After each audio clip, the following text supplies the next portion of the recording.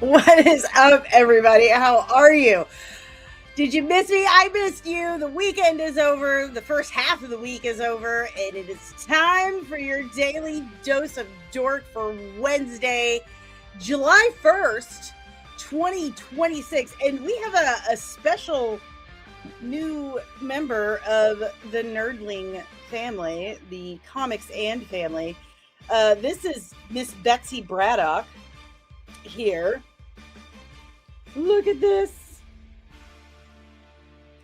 So Dave found this stray kitten hiding in my daughter's engine well. Blah! And she's been sitting next to me pretty much the whole time. She's been acting like a dog pretty much because she hangs around the dogs all the time.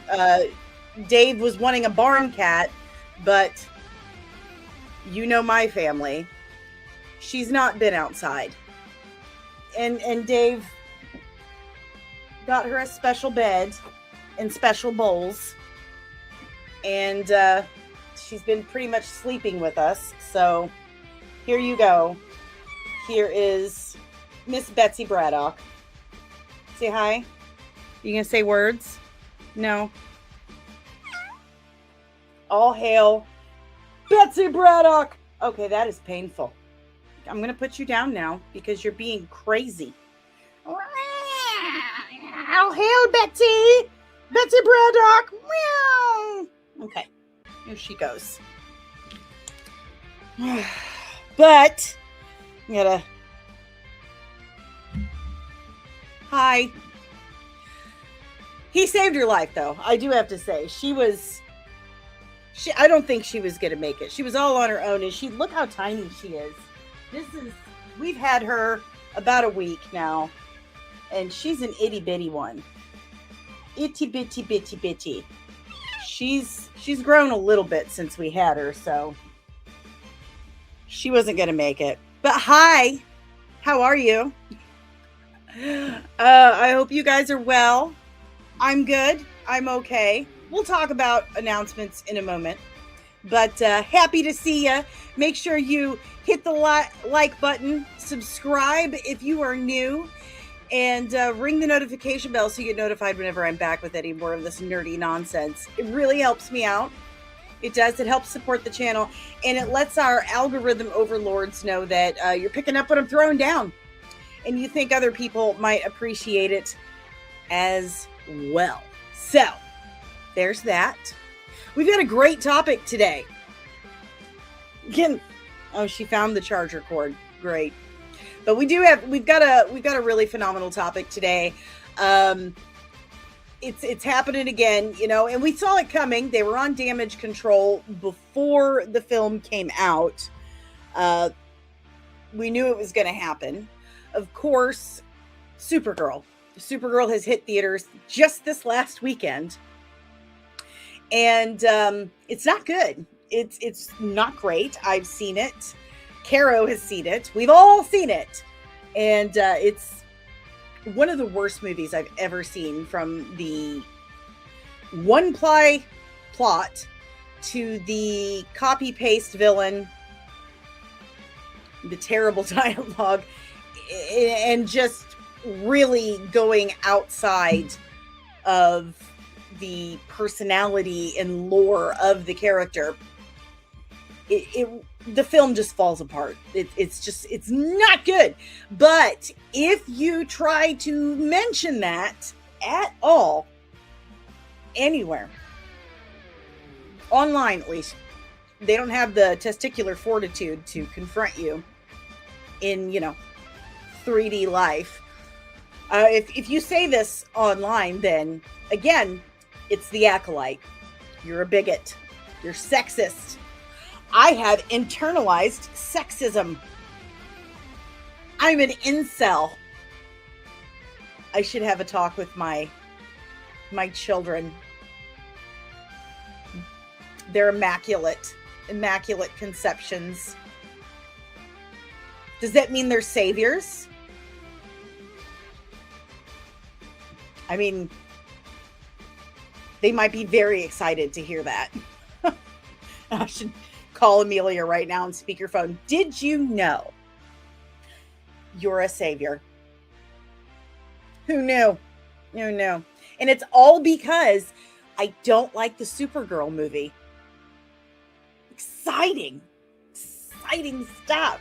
Anyway, so I have some thoughts about that. I don't, for some reason, I don't think it's the audience who doesn't like the Supergirl movie that are the ones who hate women.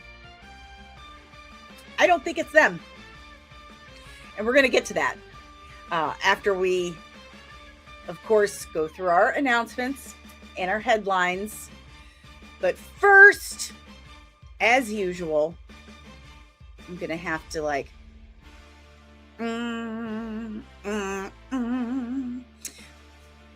Oh, my buttons, StreamYard. Why are you so frickin' difficult? And I can't find my straw, so now I'm going to have to mess up my lipstick. And I will say, I tried doing claw someone's eyes out nails. They were way longer. All because I watched some of Avatar season 2. And the only thing that really grabbed my attention about it was the Fire Nation princess had these amazing, gorgeous long nails. And I was like, oh, I'm inspired. I think I want those. And I did. And I injured myself. So filed those down. Went back to the normal length. So oopsie doodles. But with that said, and by the way, I did do some stuffs. By the way, it's time to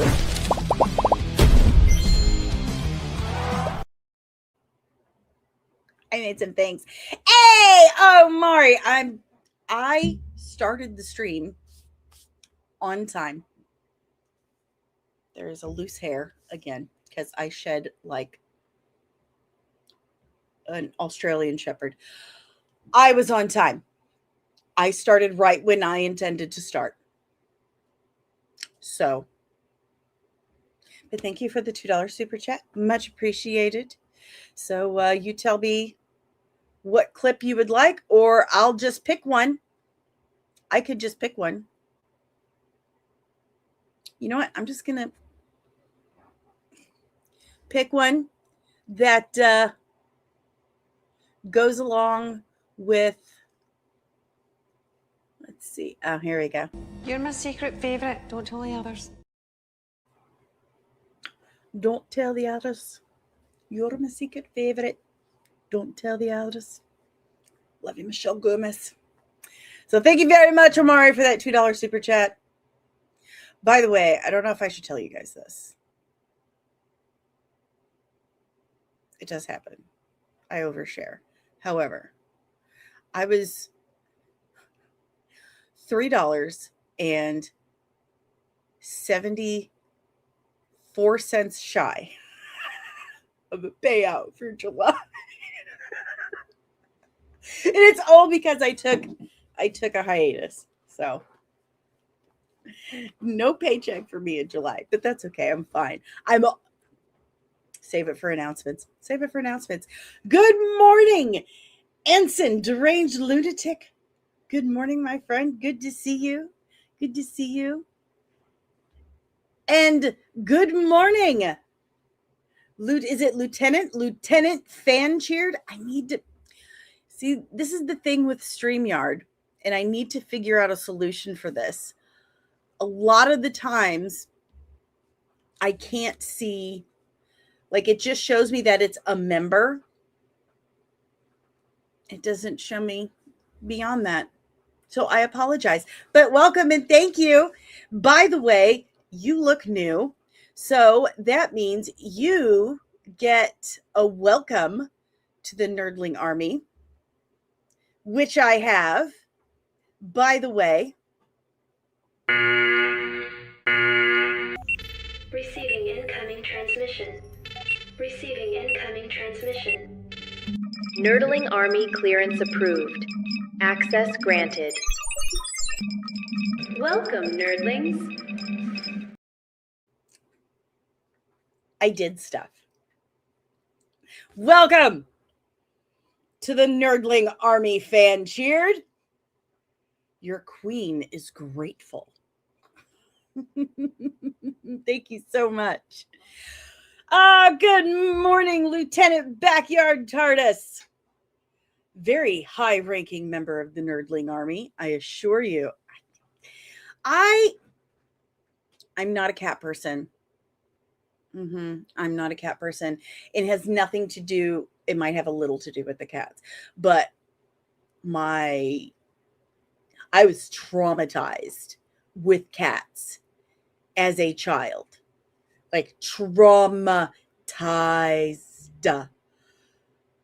My siblings and I were just like traumatized with them. And none of us have had cats. Like since we. And so when my husband, he's like, "Look what I found," and I'm like,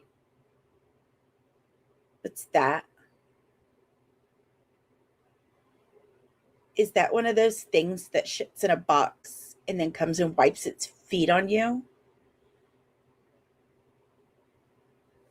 Oh God. But she's sweet.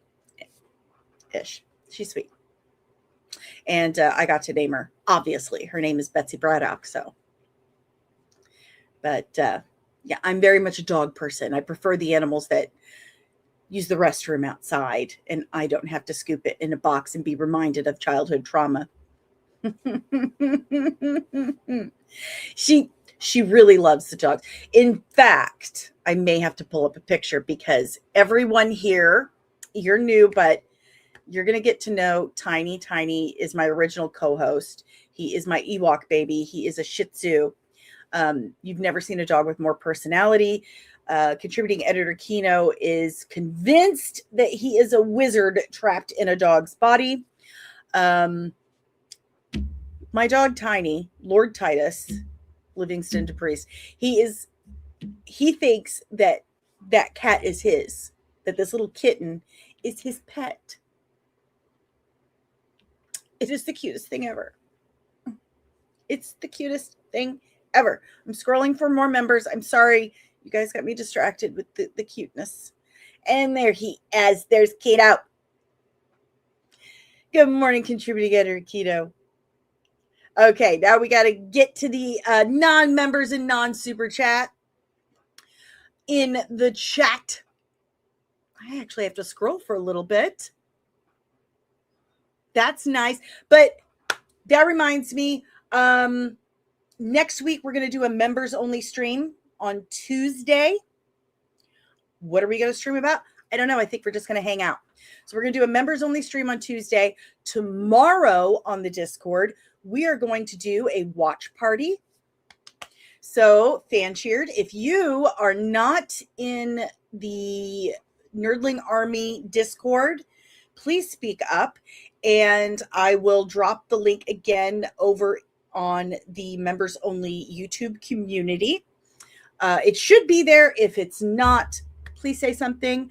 I will drop it. Make sure you're there. But tomorrow we are picking up again our members only watch parties. I was on hiatus. Then I've been writing. No, I'm still okay. We're going to get to that with announcements. I should save all this for announcements, but I've already started. And then I was very sick last week. I was like miserable sick. But this week we're doing it. We're doing it. So members only watch parties tomorrow. Okay, moving on. Captain Giratina, good morning. Good morning. How are you? Good morning, Carl Peachy. Any plans for 4th of July? Normally on the 3rd, that night, we go to a friend's house. They live on this huge property, and their neighbor puts on like a $50,000 fireworks display. It's like absolutely incredible. And it's like our own little private affair. It's, we don't have to deal with tons of people and craziness, and we can just relax and enjoy a beautiful display. Normally we do that Monday, or why did I say Monday? Saving it for announcements. I'm so sorry. I have a system I'm trying to stick to. Good morning, Maria. Ridiculous hate. I do not ever do ridiculous hate. And I think you would know that being here for so long. I have some very, very specific thoughts on Supergirl. So good morning. What damage control before the film, there was no such thing. Untrue. We're going to talk about that because we have talked about that before. We have pointed it out. So there's that. Good morning. And also not true. You must not be on social media because that is not true. Unfortunately, I wish it wasn't. I really wish it wasn't. But I'm sure anyone here can attest to either having been called an incel or told they hate women, or they have witnessed someone else, or maybe even witnessed me being called names for saying they don't like the Supergirl movie. I've never lied to you, any of you guys, before. I that's just something I don't do. Is probably why I don't get as many views. It's because I don't make shit up to get them. But no, this, I promise you, I have been called incel and internalized sexism. Yeah, misogyny, internalized misogyny. There it is. Yeah, Papa Incel. Yeah, Gary got called Papa Incel. Yeah, so there we go.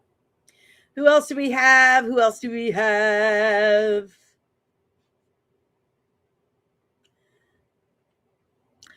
Maria, I don't know what's going on with you lately, but I hope you're doing all right.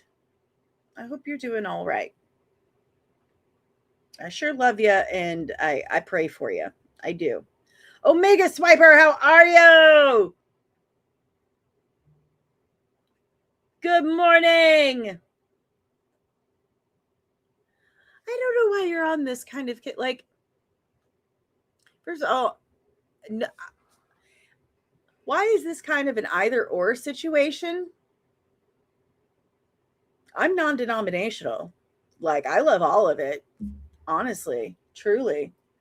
I don't choose sides. It's either a good movie or a bad movie. And the MCU has had some stinkers. Like, what have I always called the fourth Captain America? Someone drop it in the chat. What's my name for the fourth Captain America movie that I just cannot get through? Like, it's so bad. So bad. Like, awful. Ironheart, keep forgetting that happened. That was, what a waste of Mephisto. Like, what an absolute horrible, horrible waste of Mephisto. Ant-Man and the Wasp, just Quantumania, forgettable. Better than Supergirl, but forgettable. And honestly, Ant-Man and the Wasp Quantumania had the right color scale for Woman of Tomorrow. Just a shame. The whole, like, phase 5 was just the stink pot. Just stank. Buenos dias, Fernando. Good morning, Cosmortal Comics. Good morning. No, I call it Brave New Missed Opportunity. Yeah. Captain America 4, I call Brave New Missed Opportunity. And good morning, Ensign Loki. Oh, yeah, the Marvels. The Marvels was actually better than Supergirl. The Marvels is better because Carol and Kopi weren't drunken slags. We're going to talk about that. Because all of this, if you don't like Supergirl, you hate women. I think I know who the real you hate women people are, and I'm going to prove my point. I put a lot of thought into this, and I put so much thought and work into the article I wrote, and I didn't even, I feel like I didn't even get to really finish my thought and finish making all of my points because I spent so much time on it that my husband came in and he was like, "It's Saturday." And I said, "Yeah." He's like, "You said you would spend the day with me. We would go grocery shopping and do stuff." And I was like, "Oh, okay. I'll wrap it up. I promise. I swear. I'm sorry." And so then I felt rushed and, banged it out real quick, the last bits of it, and then bounced. So we're going to talk about that too. And before anyone puts words in my mouth, please don't do that. That's very irritating. But no, I wasn't saying you were. I was told today, I have Caro and my husband both told me this, so it must be true.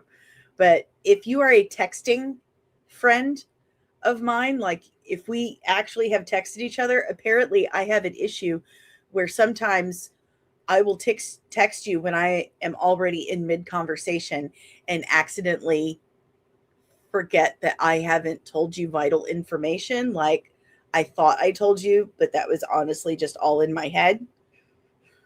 So you have no idea what I'm talking about. Oops. So I get ahead of myself.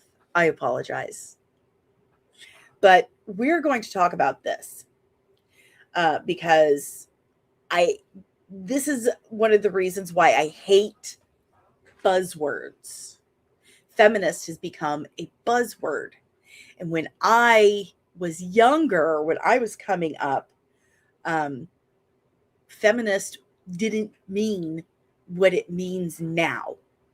So we're going to talk about all of that. I have so many thoughts, and I have a fan going because it is so fucking hot. It is so hot. Like,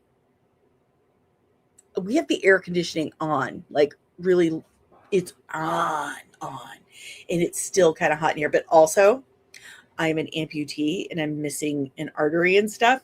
And I've learned things that apparently it is much more difficult for my body to cool down because my body doesn't know that part of it is not expelling heat or sweating. So I get dehydrated much easier and faster, and I overheat much easier and faster. So now that's something you know.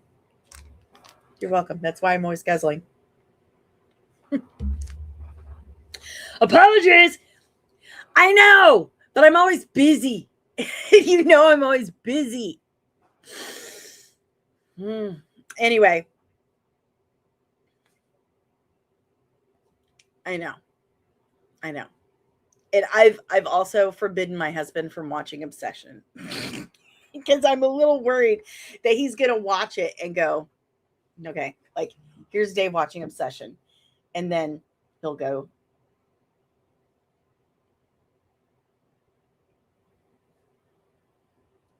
that's you. That's you. And then I'll go, you wished for me? Thank you. Just kidding.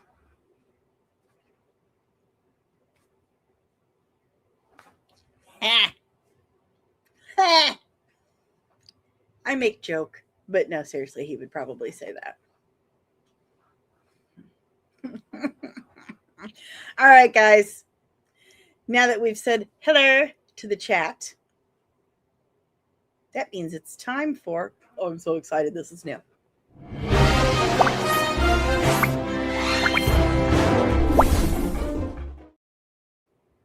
Don't you love it? Don't you love it? Oh my God, Fernando, I love you. See, this is how you do it. This is how it's done, guys. We don't judge if you like something. I mean, Loki might. I won't, and the rest of us probably will not either. But look, I'm not going to block you, honey. You can like whatever you want. I am not going to steal someone's joy. I'm not going to tell you not to like something. So go off on it. You enjoy yourself, Fernando. That's great. I'm glad you did. But for him to say that I enjoyed Supergirl very much despite its flaws, don't block me. It's adorable.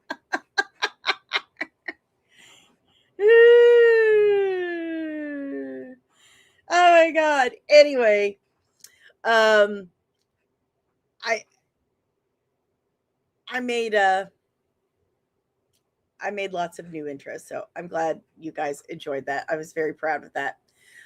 And Loki, girl, I own 4 copies of Wonder Woman 84, Birds of Prey, and the Marvels. People can still call it out. You still surprise me. I enjoy you. Wonder Woman 84 is a dumpster fire. Anyway, let's get at it with the announcements. Let's see if I can remember everything. Anyway, first of all, I'm wearing my new shoes. Do you want to see if I can do this? Here we go. Oh, wow, that's impressive. Here, I can do it this way.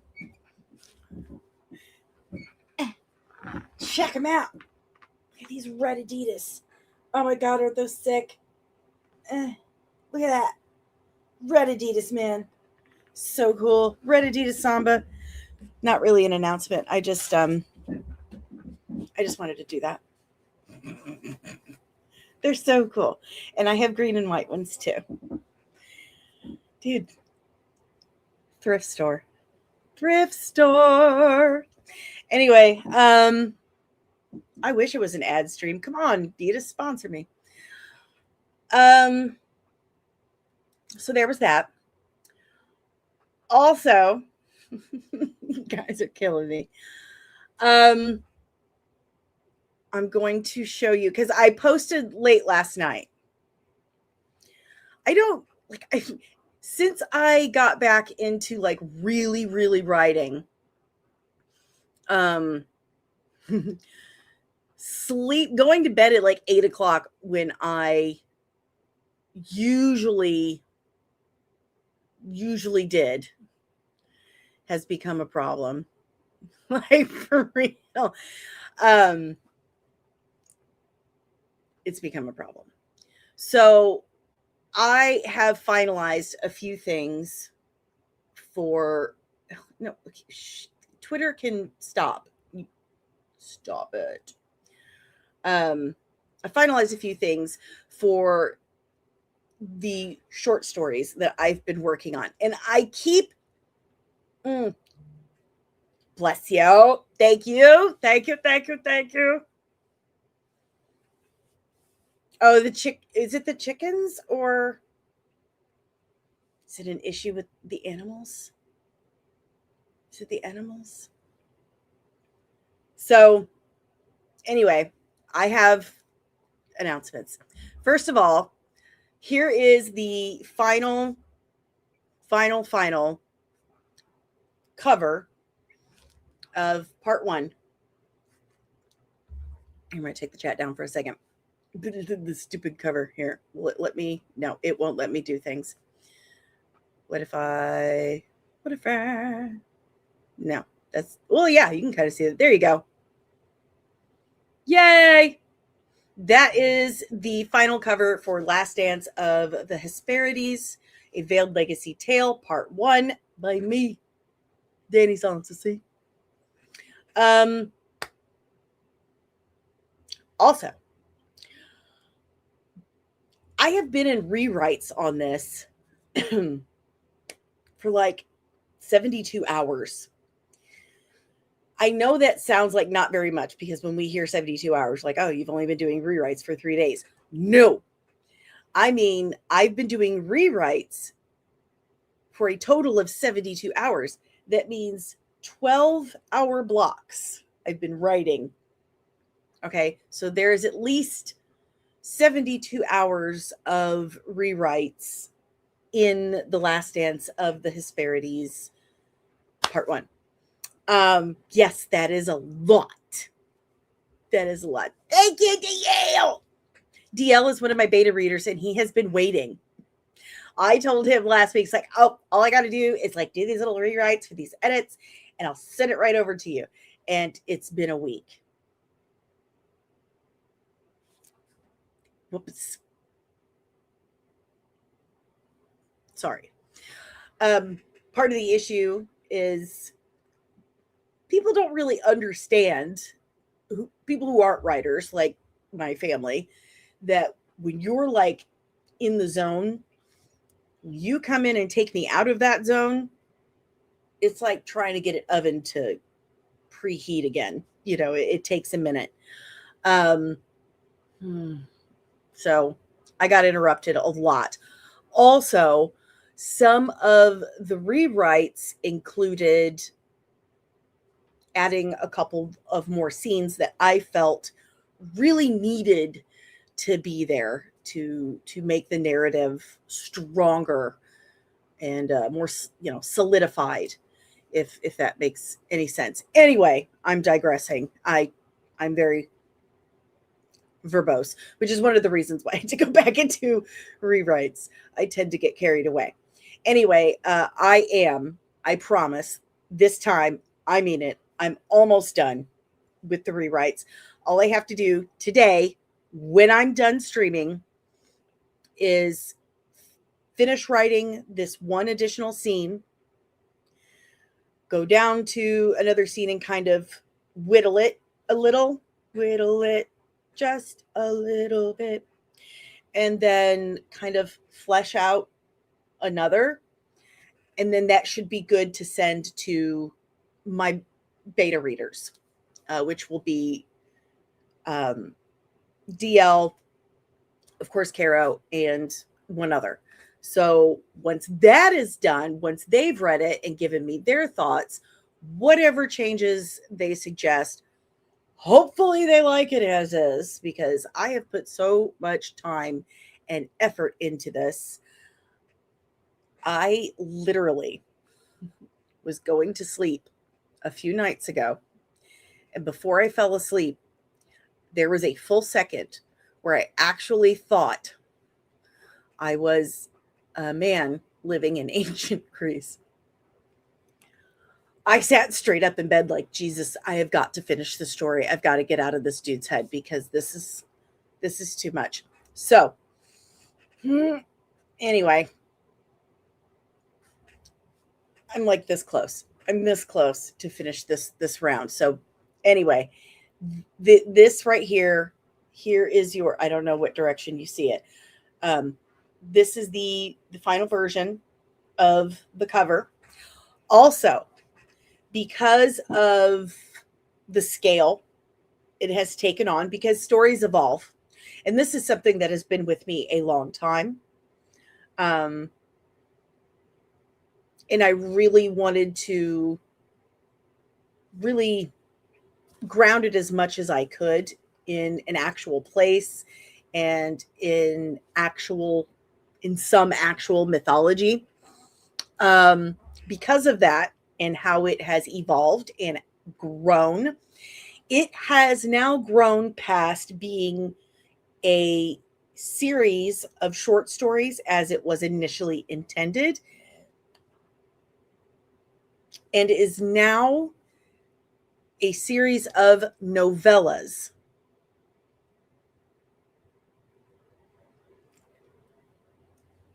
It's novellas. So there's going to be 4 novellas for Last Dance of the Hesperides. And the first 2 are going to take place. Oh, if I tell you, it's probably going to spoil everything. There's going to be like kind of a before and after type situation here. So, also, this means I'm so excited about this part. Like, Okay. Each novella is going to be $2.99. Okay. $2.99 for digital copy. The digital copies are going to be $2.99. Then there's going to be physical copies. There's going to be physical copies of my novella. There needs to be like a sound effect for this because I'm freaking out about this. And I can't stop messing with my hair. I'm so excited. I was so excited last night and I found out at like 11 o'clock.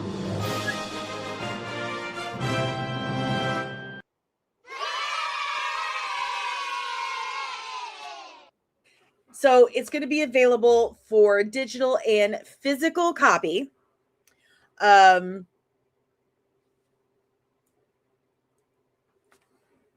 Which means I can sign some. So excited. I put so much work into this.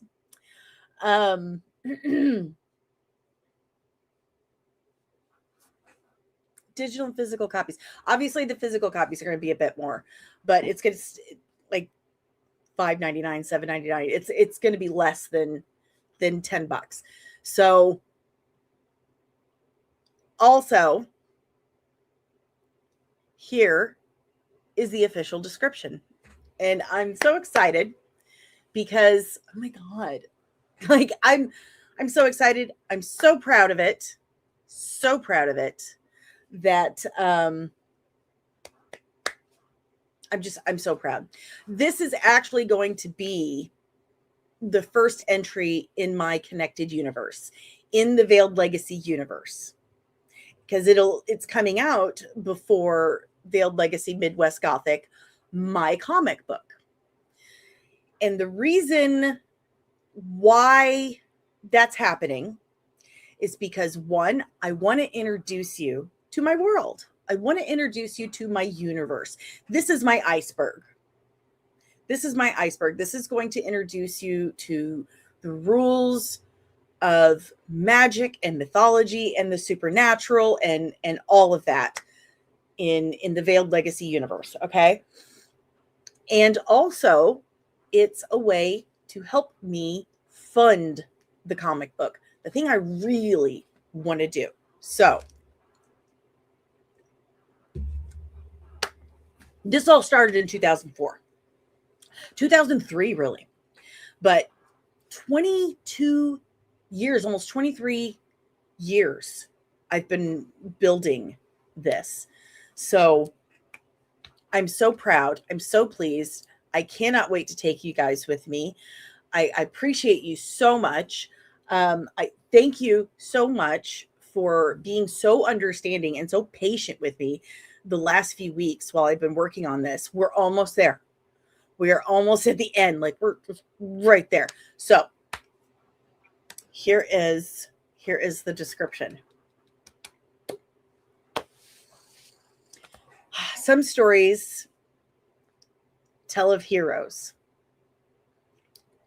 Others reveal how monsters are born. 450 BCE Piraeus stands out at the height of the Athenian Golden Age. Merchant ships crowd its harbors, philosophers challenge the old ways, and the gods seem little more than stories told to children. Melis Ponticus has never believed that. The gifted son of one of the city's wealthiest merchants, Melis has spent his life captivated by the fading light of sunset, convinced that the ancient tales of the Hesperides conceal a forgotten truth. While his father prepares him to inherit a commercial empire, the people closest to him quietly shape him in very different ways. Doros, a battle-hardened Illyrian, teaches him discipline. His mother, Fotini, teaches him compassion. And Syrah, the nurse who has loved him since childhood, fills his imagination with whispers of forgotten gods, hidden realms, and promises that refuse to die. When impossible visions begin to intrude upon his ordinary life, Melis finds himself drawn towards mysteries older than Greece itself. A blind seer speaks words that chill even his father.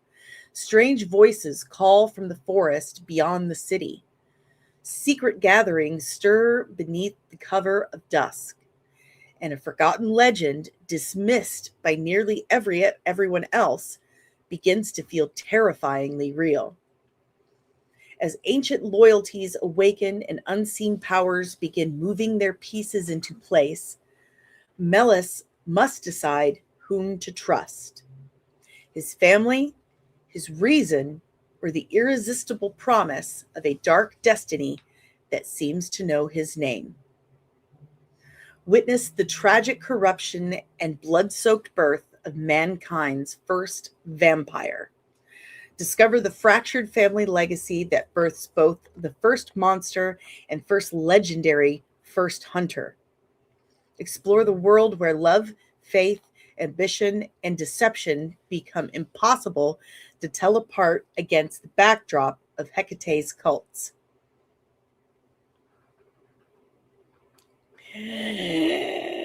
In this opening chapter of the Veiled Legacy saga, weaving Greek mythology, historical fiction, and dark fantasy into unforgettable tragedy.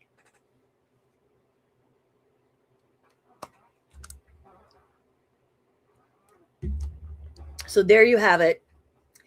It is a dark historical fiction. That is what I was kind of directed that would hit hardest with Amazon Kindle. I'm so excited. So let's see what you guys think.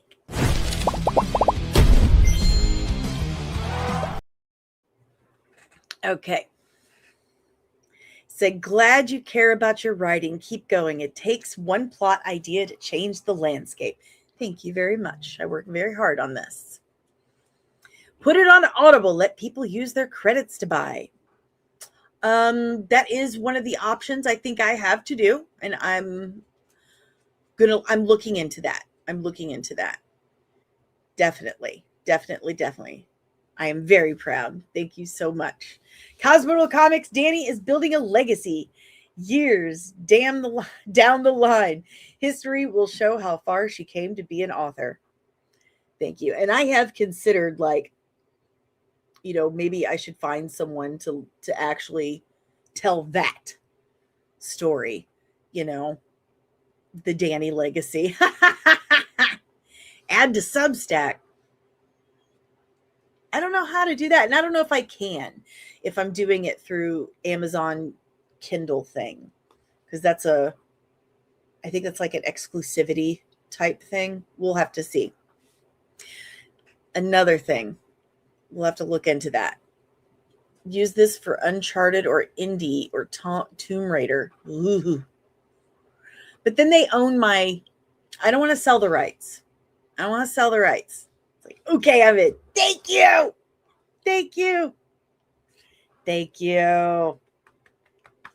Yes, he is my first vampire. Thank you. Lieutenant Fan cheers. Yours is better than the vampire series Tosca Musk has on her Passions channel. I don't know who that is, but interesting. And thank you so much. So that's my big announcement for today. That's my big one. Is this one? I'm so close, and I'm so into it. I'm so into it. I'm so passionate. Like, I cannot wait to finish the stream today, so I can get back into it and finish. I can't wait to read Greek mythology and vampires. Sound cool. Did you think about doing Norse mythology as well?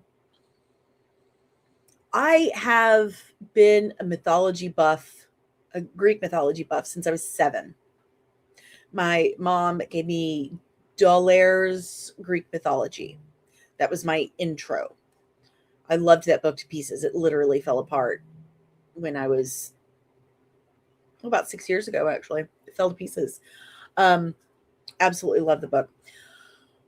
Love all Greek mythology. Just obsessed my entire life. I do know some Norse mythology, but I don't want to muddy my universe. And there is a reason for that. And I think once you guys do read this novella series and then read the comic book, you'll understand what I'm talking about. I don't want to have like, you know, I don't want to have like an MCU situation on my hands. So once I have all 4 of the novellas out and published, I would like to put them all together like an omnibus type thing. Like you could get them individually or you could get them as one whole book. So there's that. Very excited. Their mom, Tosca Musk, that is their mom, Mima.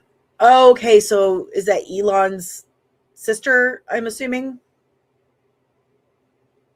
Okay. There's only one character in mythology that no one ever talks about, and I already have a story outlined for them. See, that's one of the reasons why I was very comfortable with using Greek mythology or any oral traditions, any oral mythologies like that, because there are so many different versions. There is no real like canon, like this one story is it. They've been retold so many times, and everyone has always put their spin on it, changes it here, changes it there, and say this is actually the true story. This is what really happened. So I kind of lean into that with this story. Like he says, like the description says, his nursemaid, nanny, Syrah, she's always like, well, the poets get it wrong. Here's the real story. Here's what really happened. So I love that. And I just kind of use that to, you know what I mean? So, but really excited about it. I'm so excited that you're excited, and I cannot wait to share it with you guys. I'm just like, trust me, like my whole family, I'm like, will you please leave me alone? I love you desperately. I do. You are my world. But right now I'm in 450 BCE Greece, and I cannot help you right now. Please stop asking me where forks are. You know where forks are. You know where your socks are. Please let me finish. I need to finish. Please let me finish so I can leave Greece and get back to the Midwest and write about vampires in the Midwest again.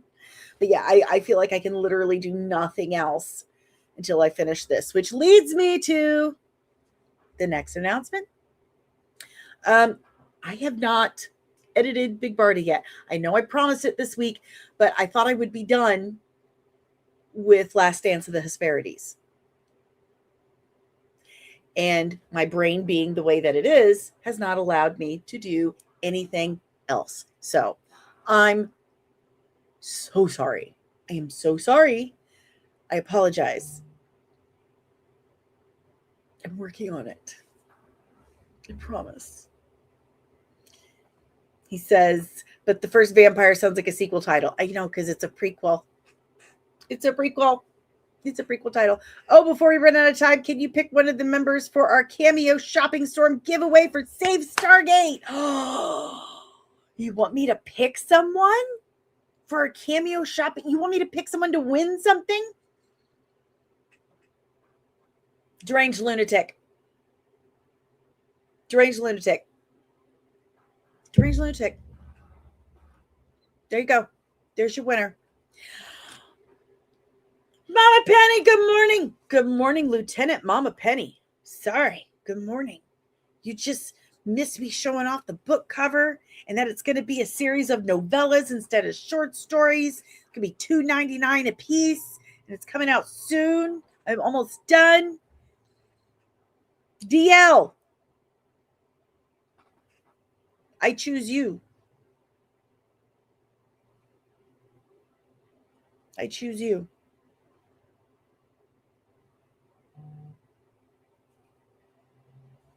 I choose you. I don't know what that is. I use Google Docs. I use Google Docs.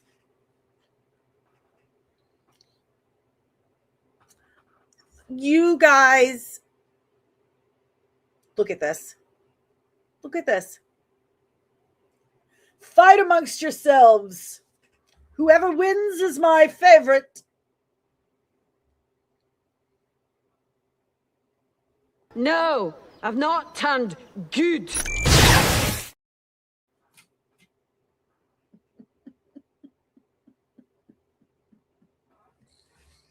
I use Google Docs for my script writing, for my prose, all of it.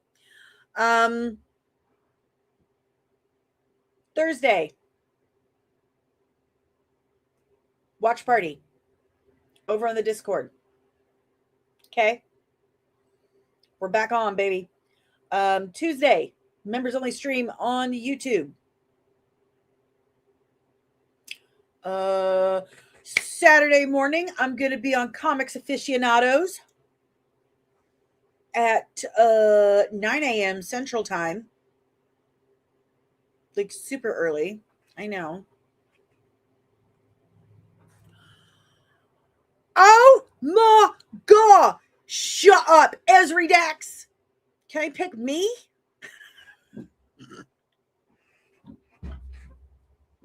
Ah! Kidding. Oh my God. I mean, come on, DL. You sure you don't want that? Esri.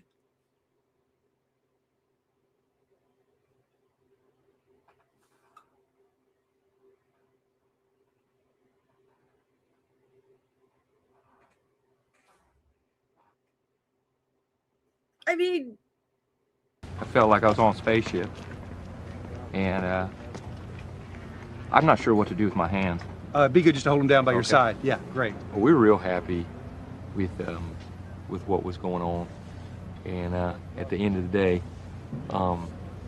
you got to be happy. yay! It's wonderful. Congratulations. My gosh! That's amazing!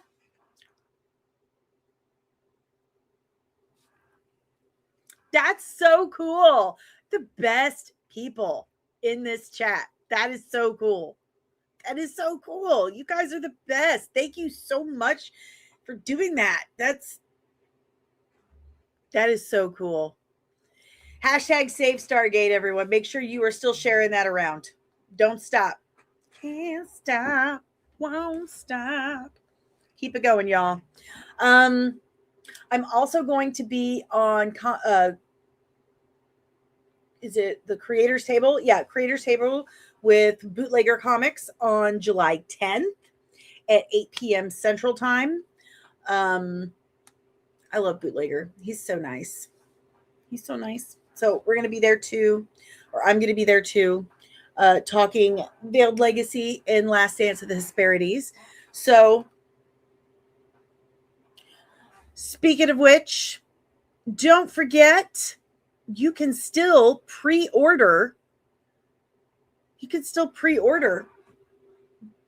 Veiled Legacy Midwest Gothic Book 1 over at fundmycomic.com. That link is going across your screen right now, and it's in the description below. You can pre-order, you can back the campaign, and no matter how much you contribute, from $1 to $50, your name goes in the back of that book as my personal thank you to you. And for only $10, you get a digital copy of the book and your name in the back of the book. For $25, you get the digital, your name, and a physical copy. And for the top tier, the $50 tier, as of right now, you get all those things, plus your physical copy is a custom autographed copy. Hey, Sounds cool, right? Just saying. But check it out right there in the description on your screen. Have at it. Please help. Please, please, please. We're working hard. That's exactly why I decided to start publishing The Last Dance of the Hesperides prose versions, to help spread the word of the comics versions and supplement the funding. So there you have it. DL, please DM Fan Cheered. What's your name on X is Wheel. Let me find it.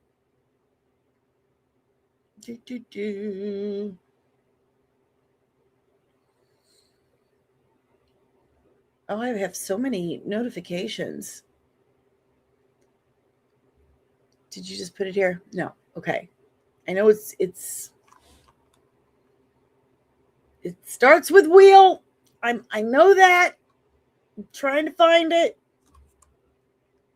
I'm getting there. I'm almost there. Maybe. I don't know.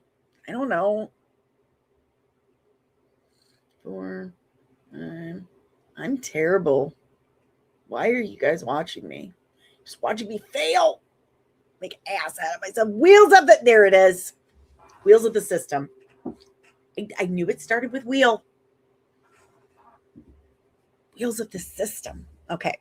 So search Wheels of the System and give him a DM, DL.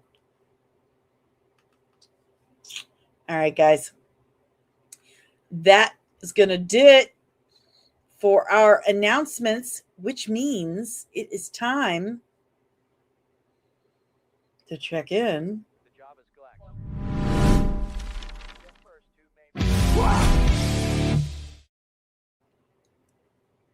Don't you love the new things? I love the new things.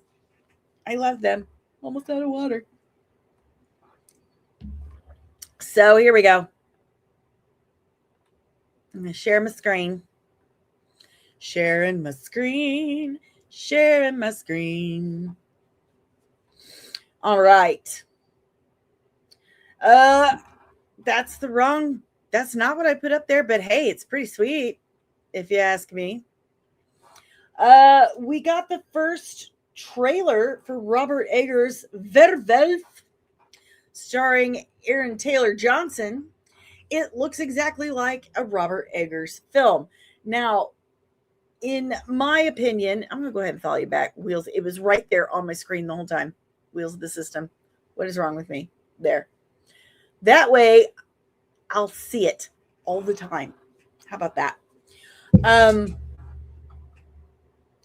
I feel like you have to really like Robert Eggers' style.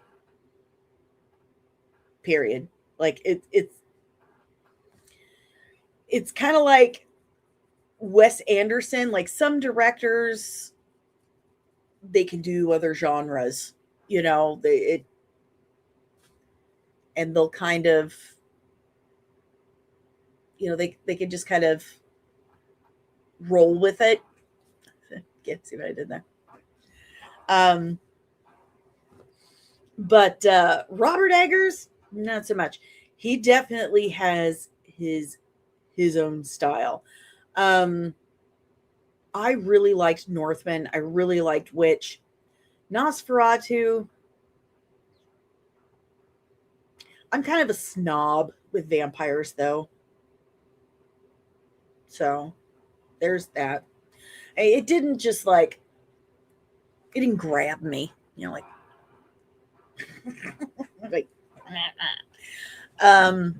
this looks pretty good.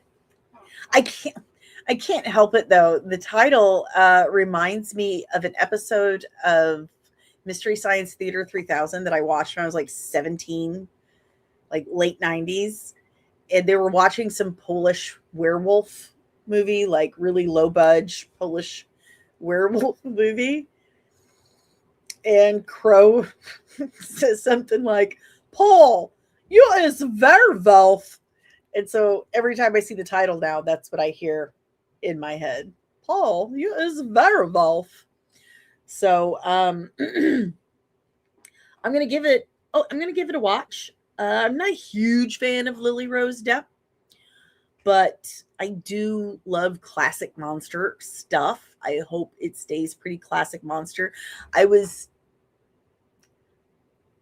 the whole like sex scene thing with Count Orloff and Lily Depp was just kind of like,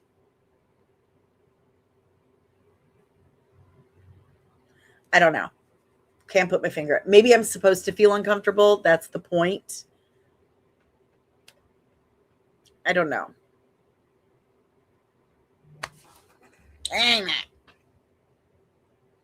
We'll see. Wow. I think this is our first comment from Rumble during a live stream ever. It's amazing. Shmoo Cat. I call my husband Shmoo. I call him Shmoo. You're not him, though, are you? What Hollywood doesn't understand is that men can't stand FCC feminists who say that's just who I am without knowing that they have been propagandized into whoing they are now, and men don't like them. We'll get into that. We're almost there. I promise. She was great on The Idol. What is that? Is it something I didn't watch? Oh, was that with The Weeknd? I heard that was awful.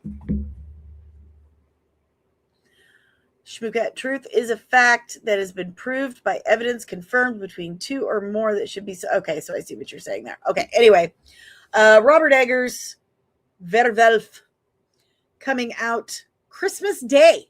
Odd choice. Odd choice. I would have gone with Halloween. I would have marketed the shit out of that.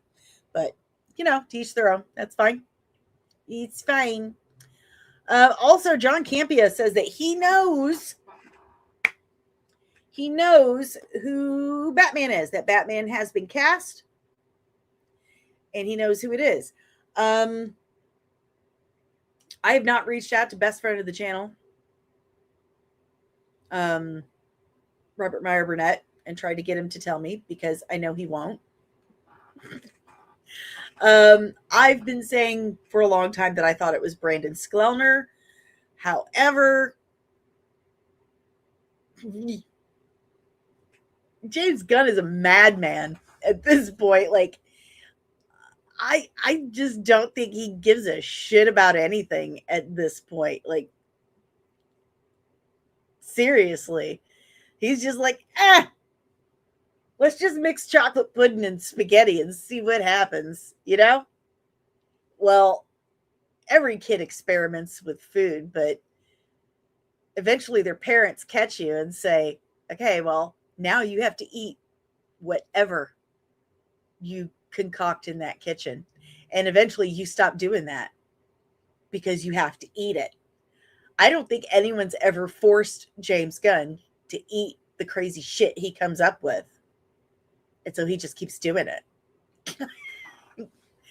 That might have been what's happened. That's my guess.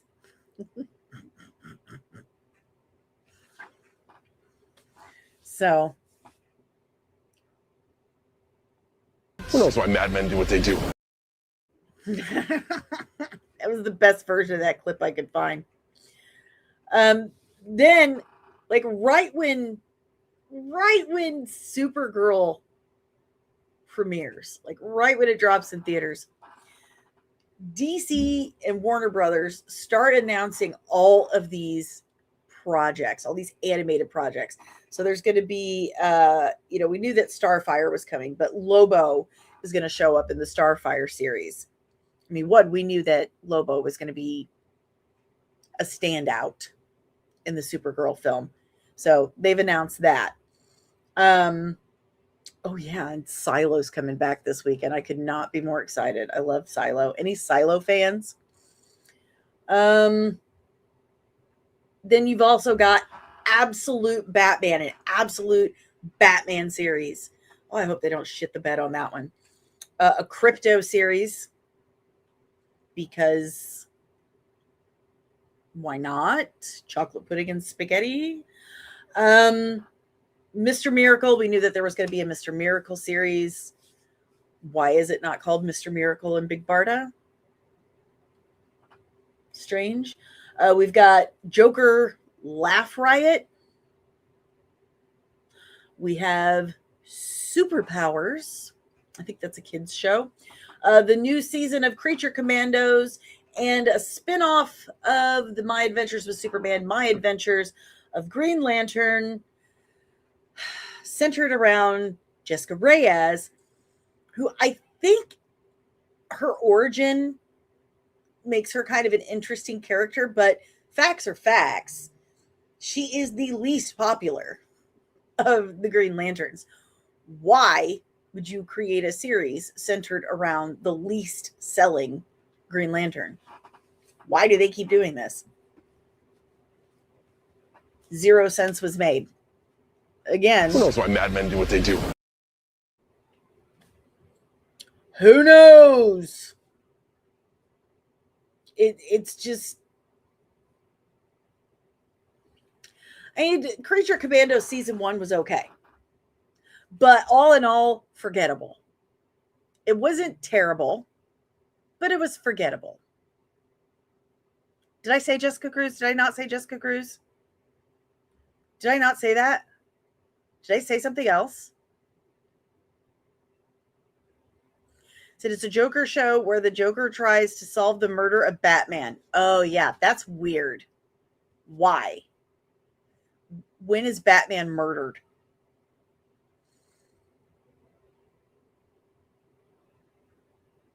Well, that's, I guess, yeah, cheaper on budgets, lesser known characters, but one that doesn't sell. I mean, like, she's known to not sell. I would say that's my issue.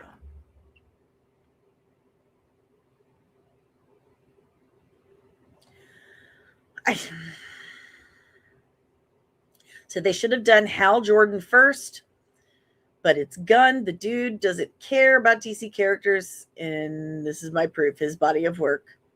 He's like, yeah, they're nutty. I mean, they're DC. They own the characters, actually. Like, they own them. They own them. They can do whatever characters they want.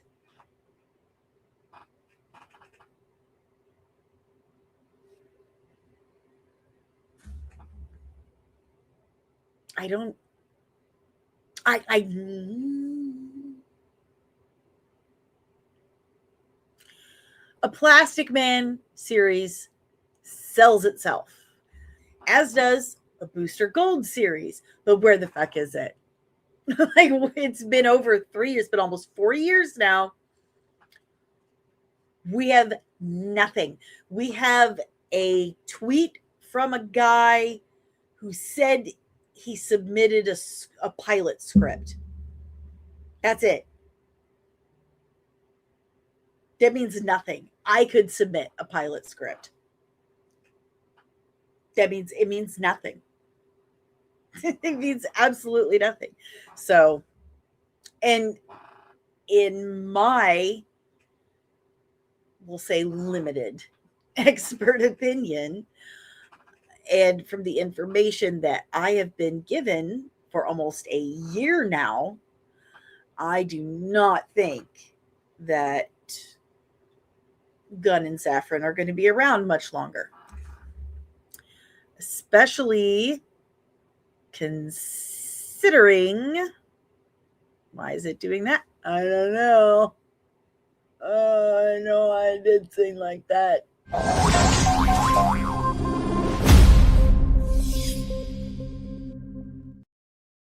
Supergirl is a disaster. It's a disaster. And this is coming from straight numbers.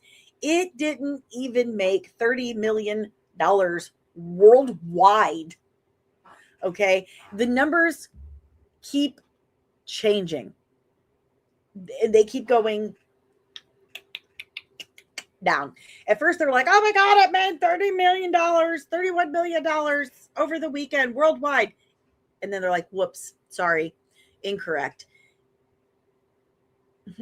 It made 25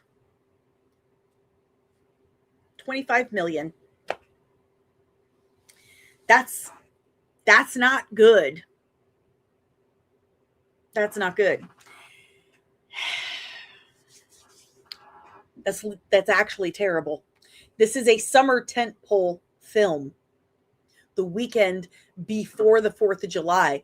That is a killer spot. That is an amazing spot for a superhero film. And it's just deflating. Not to mention, it's Supergirl. It's Supergirl. What mush brain doesn't know who Supergirl is? I'm so tired of having some dillweed try to convince me that normies, the general audience, doesn't know who Supergirl is. Yeah, they do. Yeah, they do. But I tell you who she's not. She's not Superman with tits and a wig. That's not Supergirl. She has her own personality. She has her own kind of thing going on. And now we know why, or the reasons for all the weird interviews, the back and forth answers that James Gunn made, and the interviews he gave leading up to Supergirl, because spoiler warning, they biffed her origin story, and they absolutely doubled down hard on Superman's father, Jor-El, sending Superman to Earth to conquer and start his harem, breed his way through the planet like some kind of space Viking. Like,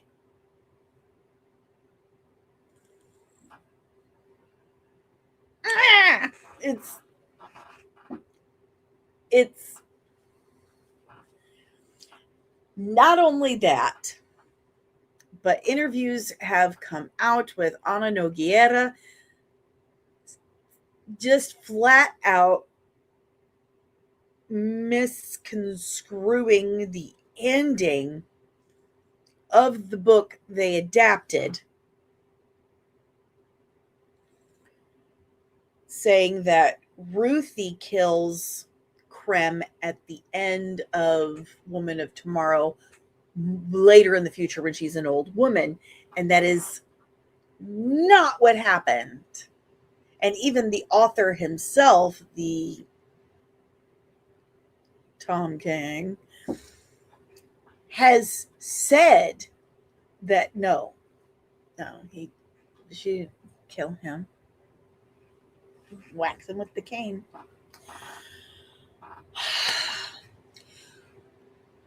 And this happens in the movie. She has Supergirl murder Krem, has her murder him immediately after giving this huge speech about how revenge is not going to make you feel better, and spending the whole movie about you shouldn't go for revenge, but this is for my dog, and kills him. Does that sound like Supergirl to you? It's not even Tom King's Supergirl. It's just,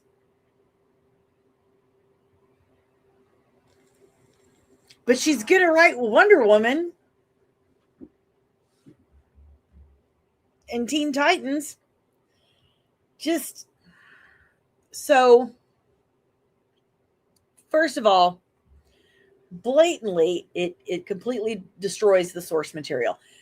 Now, I know this can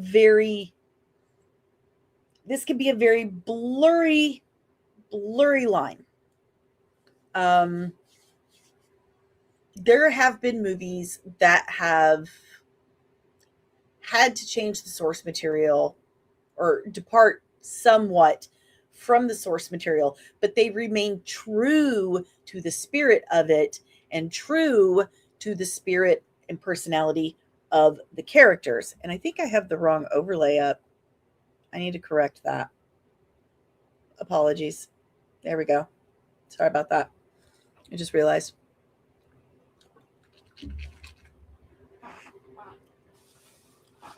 Sometimes there are things in comic books that do not translate well to screen, or there isn't enough time to put that amount of information. So you have to find a way to adapt it that conveys that same emotion or message or what have you. That's understandable. That's not what happened here.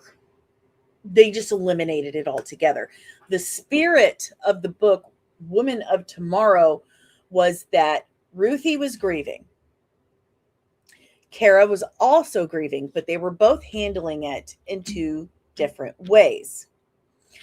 Kara was only out in this red sun solar system to celebrate her 21st birthday, and then she was going right back home. That was it. She wasn't on a freaking pub crawl at all.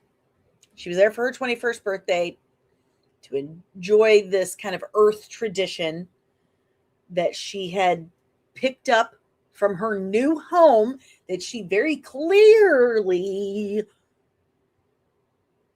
explains. And then Ruthie shows up and she wants vengeance. And Supergirl makes it very clear, you don't want that. It doesn't help.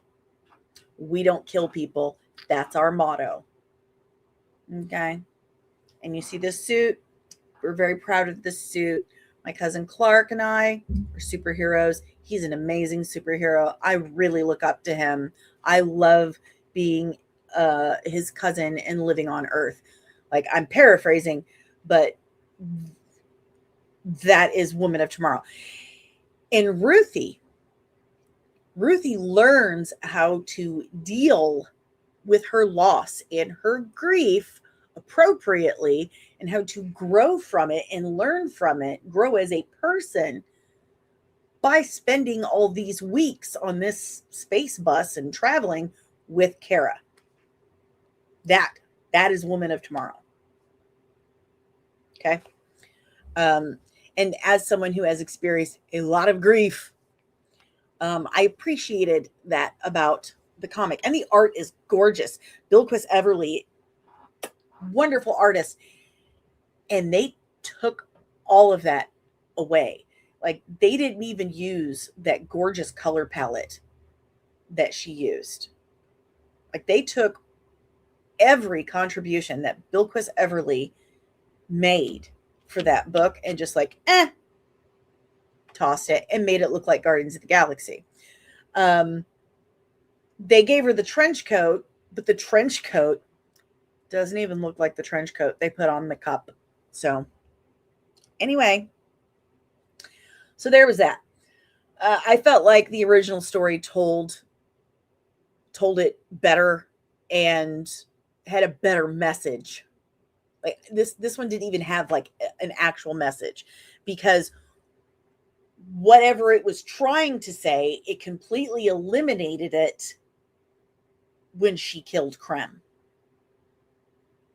Plain and simple.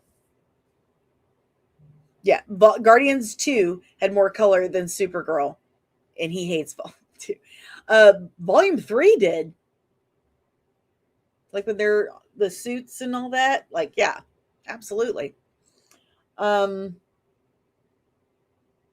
green sun. There's a green sun, and it almost kills her. It has the same effect on her as kryptonite does. The green sun does exist in the Woman of Tomorrow comic, but it exists because someone created the planet they trapped her on for Superman, to imprison Superman and Kryptonians. The sun was actually made from kryptonite. It was like a kryptonite ball in the sky. In the Supergirl movie, no one knows what Kryptonians are. And so she goes to this planet Bilquist. That was their contribution to the amazing artist. They just named the planet after her. And it has a dual sun, actual suns. One of them happens to be green. And it has an effect on her like kryptonite, but it's not kryptonite. It's just a green sun.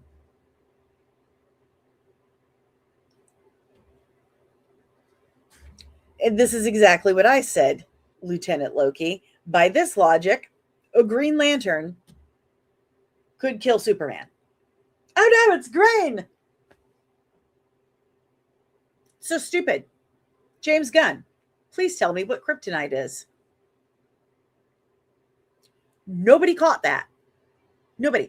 Now, there is a possibility where a green sun could affect her power set. Because a red sun makes her, like weaker, like normal Kryptonian. Red sun makes her super powerful.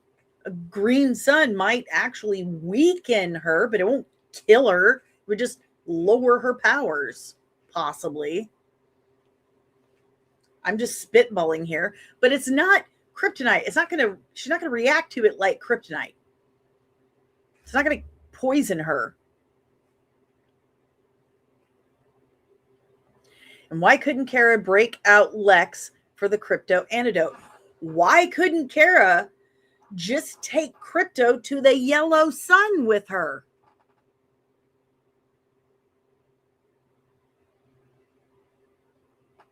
Another plot hole. If they're both Kryptonian and she healed in the yellow sun just fine, why not just take crypto with her?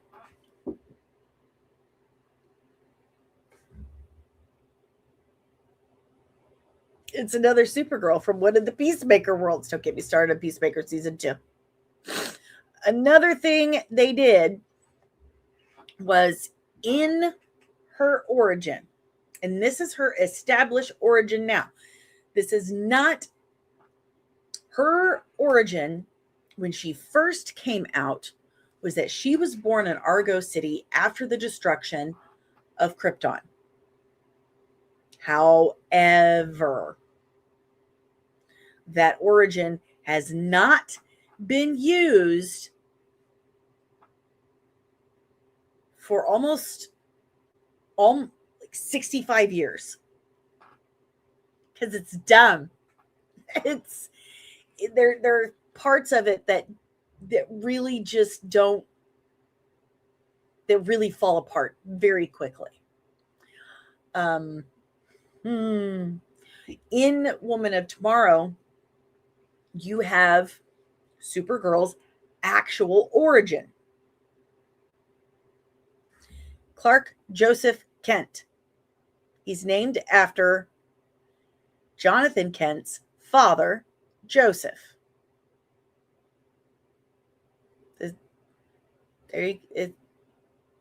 Was there some confusion? Anyway, in her origin, Krypton explodes. Argo City breaks off with a magical air bubble. It had its own atmosphere. It broke off with its own atmosphere. And because they were, advanced society, they had like food replicators and water, whatever. They immediately started getting sick from radiation. So Zor-El, a scientist, started telling everyone we need to cover all the ground with this shielding, this metal shielding. So they do. They cover the grounds with the shielding. Yes, yes, yes. But in the fictional canon, Joseph Kent is Jonathan Kent's father, is he not? Thank you. They cover it with the shielding. When Krypton was destroyed, Kara was 14. She lives in Argo City, free floating, kind of out there in space for another 2 years. Then people start getting sick. The shielding isn't working anymore. And Zor-El's like, I got to send you out. Okay. You got to go. And we're going to send you to Earth where your cousin Clark Kal-El went. So, they're doing it. Ensign DL. Oh, I keep forgetting. I need to like save checking the chat for like an actual chunk of time. We're going to do that. We're going to do that so I can finish a thought. So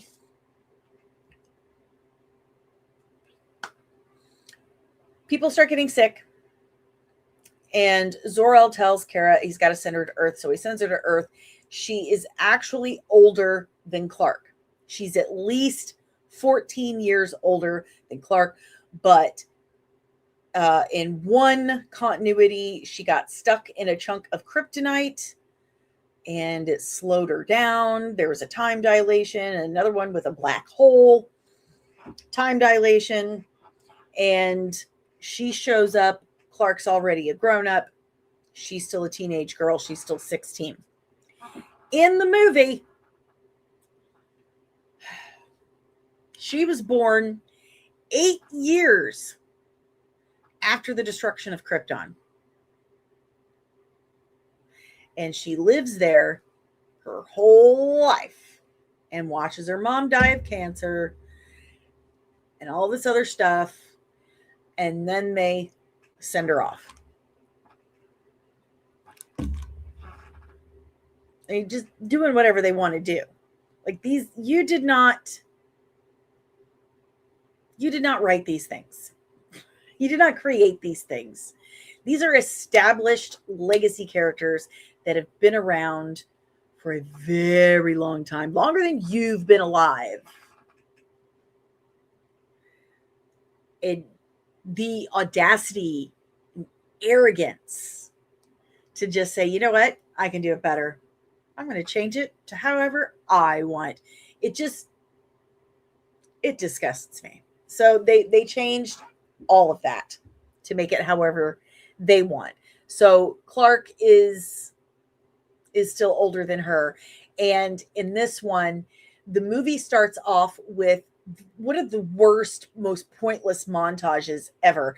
It's like shoving it down your throat that she's just trash. She is just going on an intergalactic pub crawl, getting trashed all the time. It's just gross. She looks like she hasn't taken a shower in about 3 weeks. We get to see her taking a pee. That's nice. You see Supergirl take a pee in her space Winnebago. He just...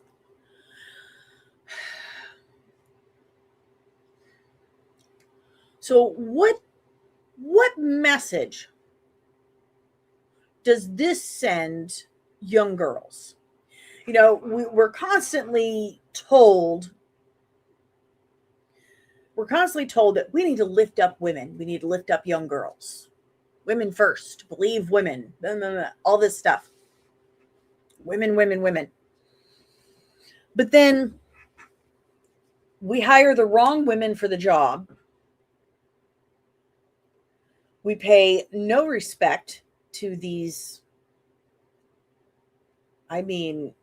incredibly important women superhero characters that have paved the way for everything that we have now, we give them no quality, no passion, and we show young girls that in order to live your best life and to be a free woman and to love yourself and to be proud of who you are and your gender, that you should just go out, get shit-faced all the time. Don't worry about brushing your hair. Not necessary. Don't care or about yourself or respect yourself. Don't pick anything up. Don't, none of that. Don't worry about that. Be shitty to people. Be violent. Make really bad choices. It's okay. You're living your truth, and that's what's important. It's one thing to say that you're going to make mistakes. It's one thing to say that you're going to stumble when you're growing and you're learning. You're going to make mistakes. You're going to make some choices that you probably shouldn't have, and that you'll regret, but you're going to learn from it. You're going to learn from it, and you're going to do better, and you're going to grow, and you're going to use that to gain wisdom, to make better choices. But that is not what movies like this are saying at all. Not from my vantage point. That's not what I'm seeing.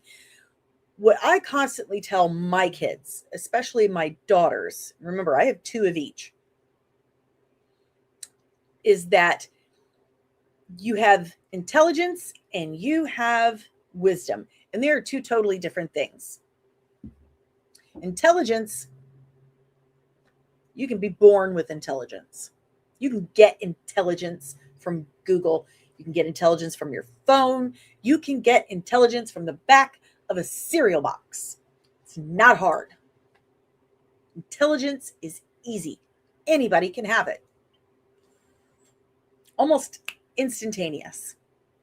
Wisdom, on the other hand, that is something different altogether.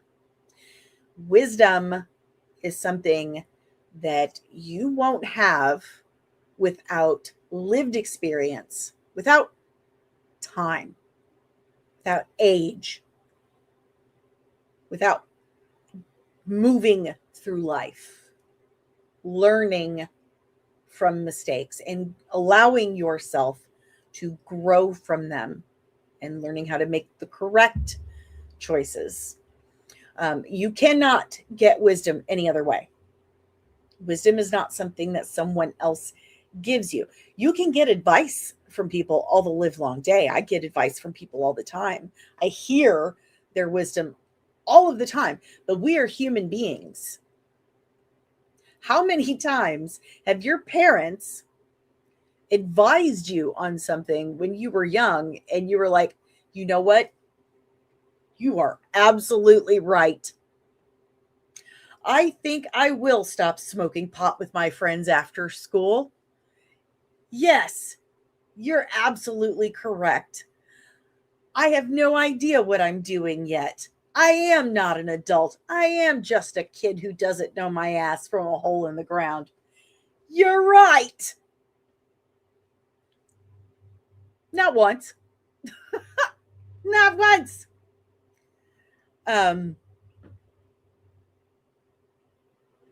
Yeah. Wisdom is important. And something that DC has always done very well with its characters was that it showed us how wise they were and made us want to be as wise as they were. They were aspirational. Aspirational, meaning I want to be like them. They made you want to be more like them. Supergirl is just a fucking party girl. This Supergirl, party girl. That is not Supergirl. That is not Supergirl from the comics. It's terrible. Is this what they think of me? Of women? Is this what they think we want?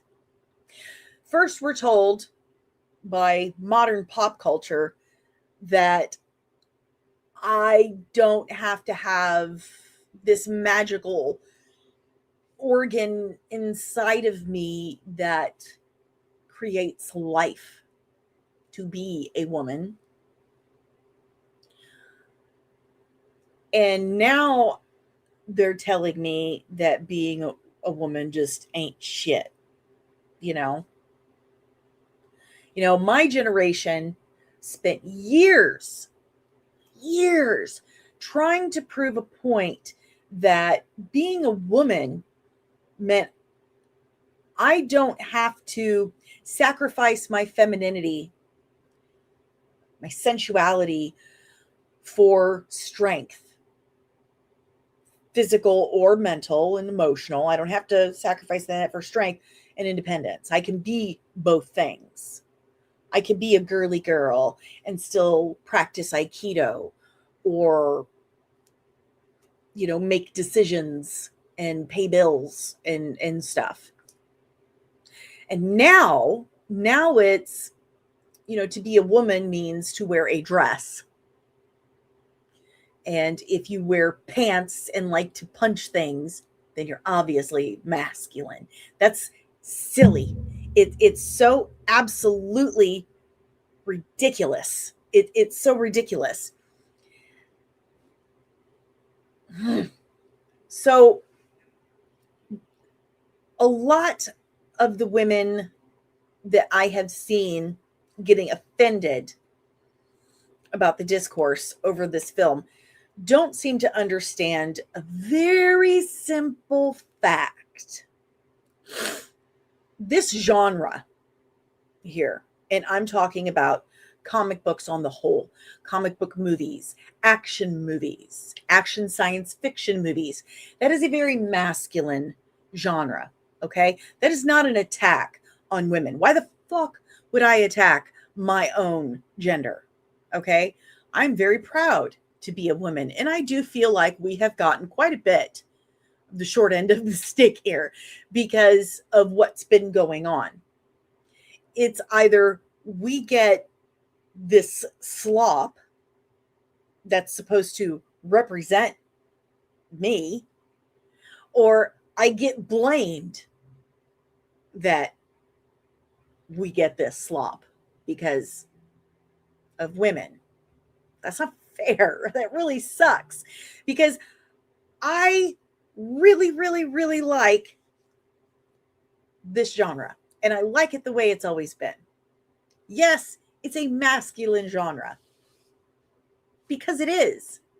Because for the last 100 years, the predominant demographic that has purchased these books, these movie tickets, watch these TV shows, have been men.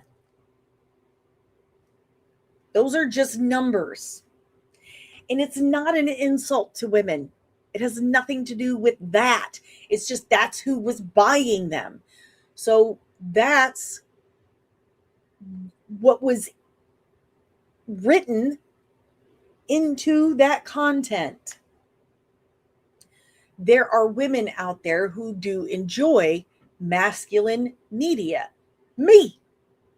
I don't like feminine media. I don't enjoy it. I think it's trite. I don't like it. It's not fun for me. I don't like The Notebook. I don't like Bridgerton.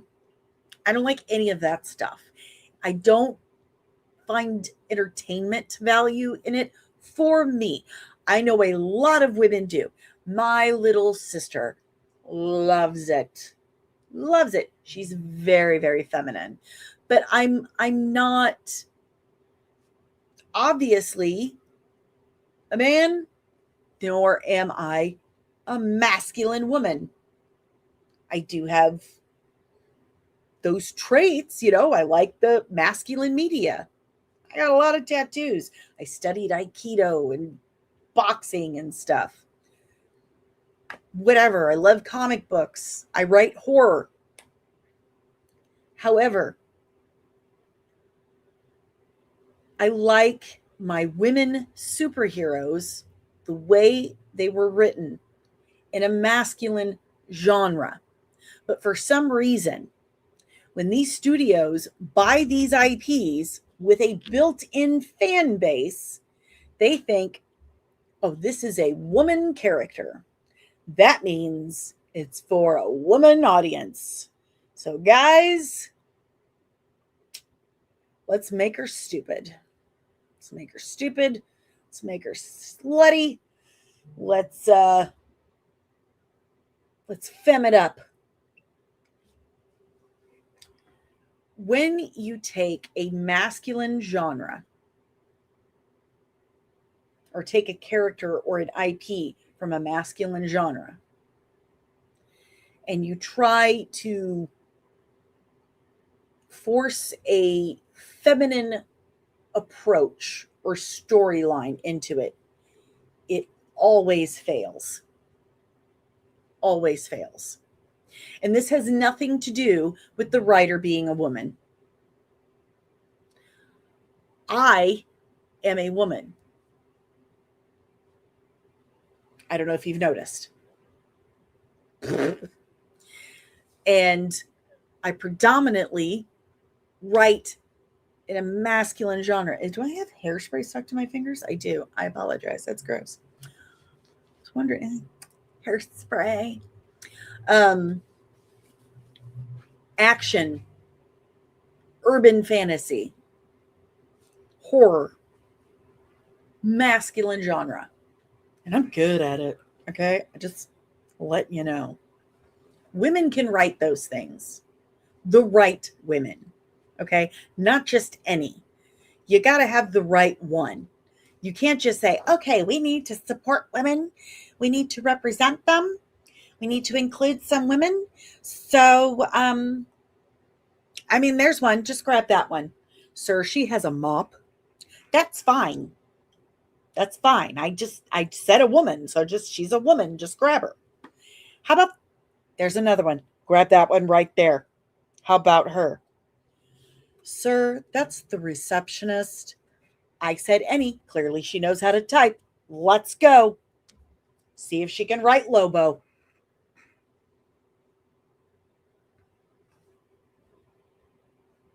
Do you see what I mean? So, who's the real sexist here?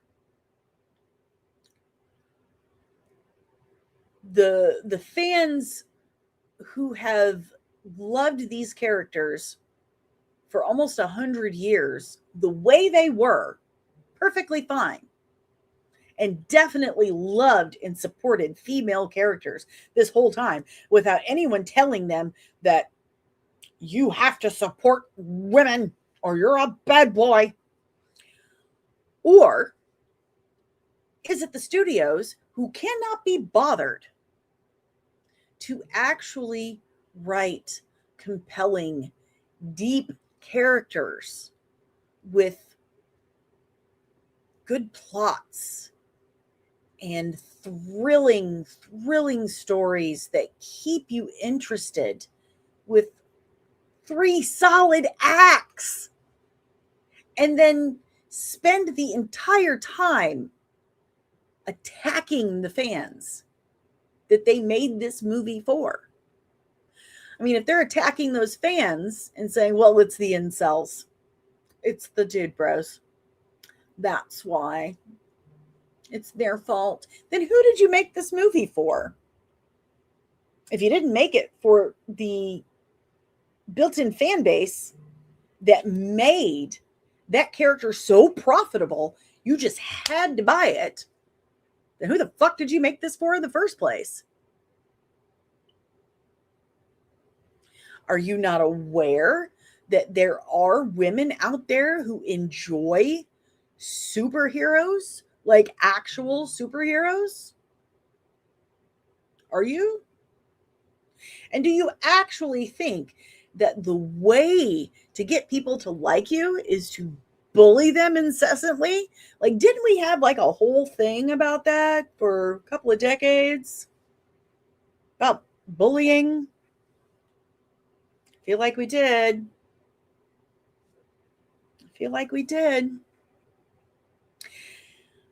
The biggest red flag that we knew this was going to happen, it wasn't all the articles that James Gunn did and flipped back and forth on. It was when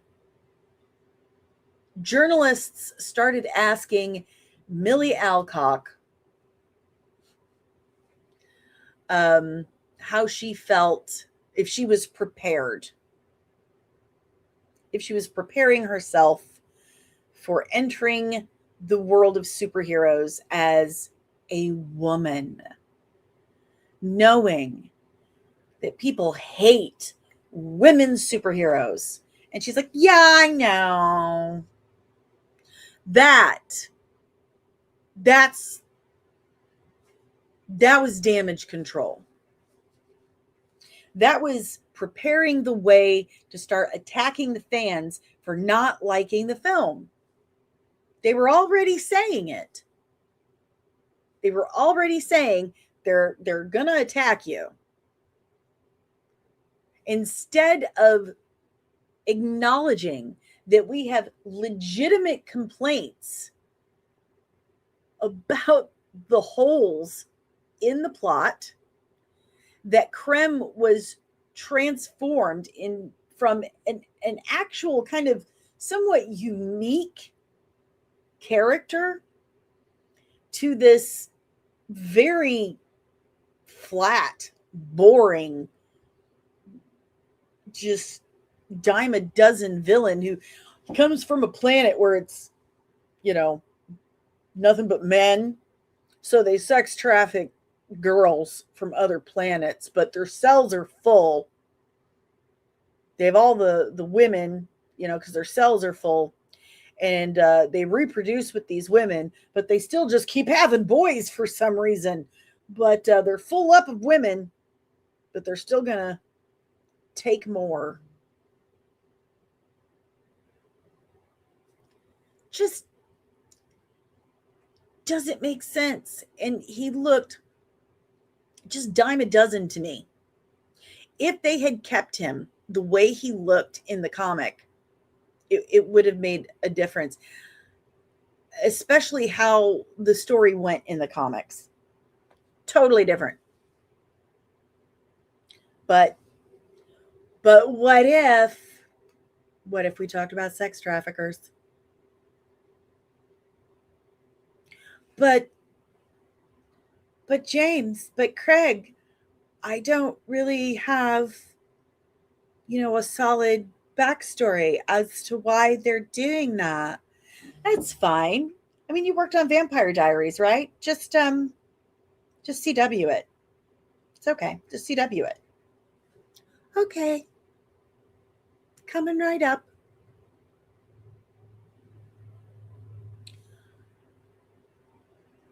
Insulting.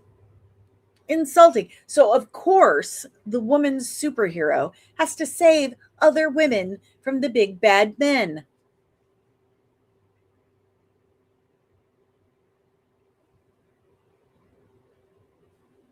I'm just over it. I'm over it. Like, she's got to look like shit. She's got to act like shit. She's got to be a terrible person. And nothing was learned. No lesson, no moral, no nothing. Other than, okay, Clark, I think I'm ready to come home.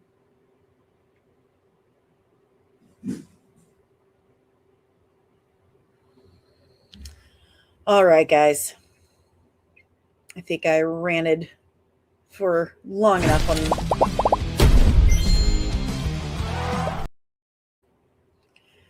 All right, let's scroll up a bit.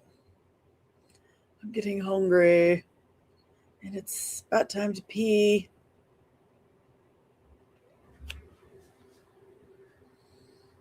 Fernando, I love you, but do you know how writing works? Like, I was very cool. Like, I'm glad you liked the film, man. But, and you even said, despite its flaws, acknowledging that there are flaws, come on.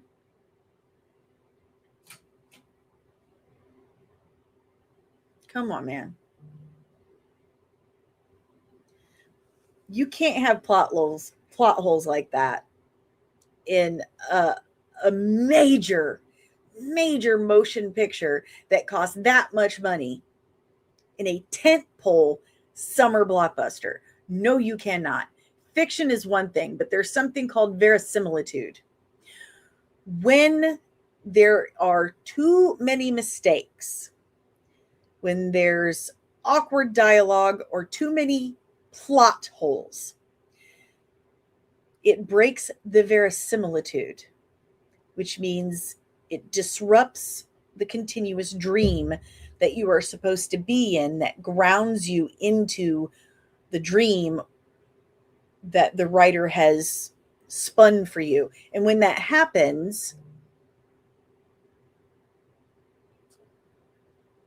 your brain is unable to accept what's going on. I'm not the best one to explain it. Robert's way better. Bo is way better.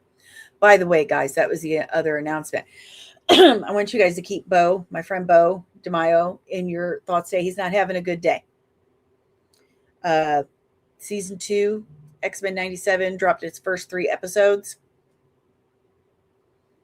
And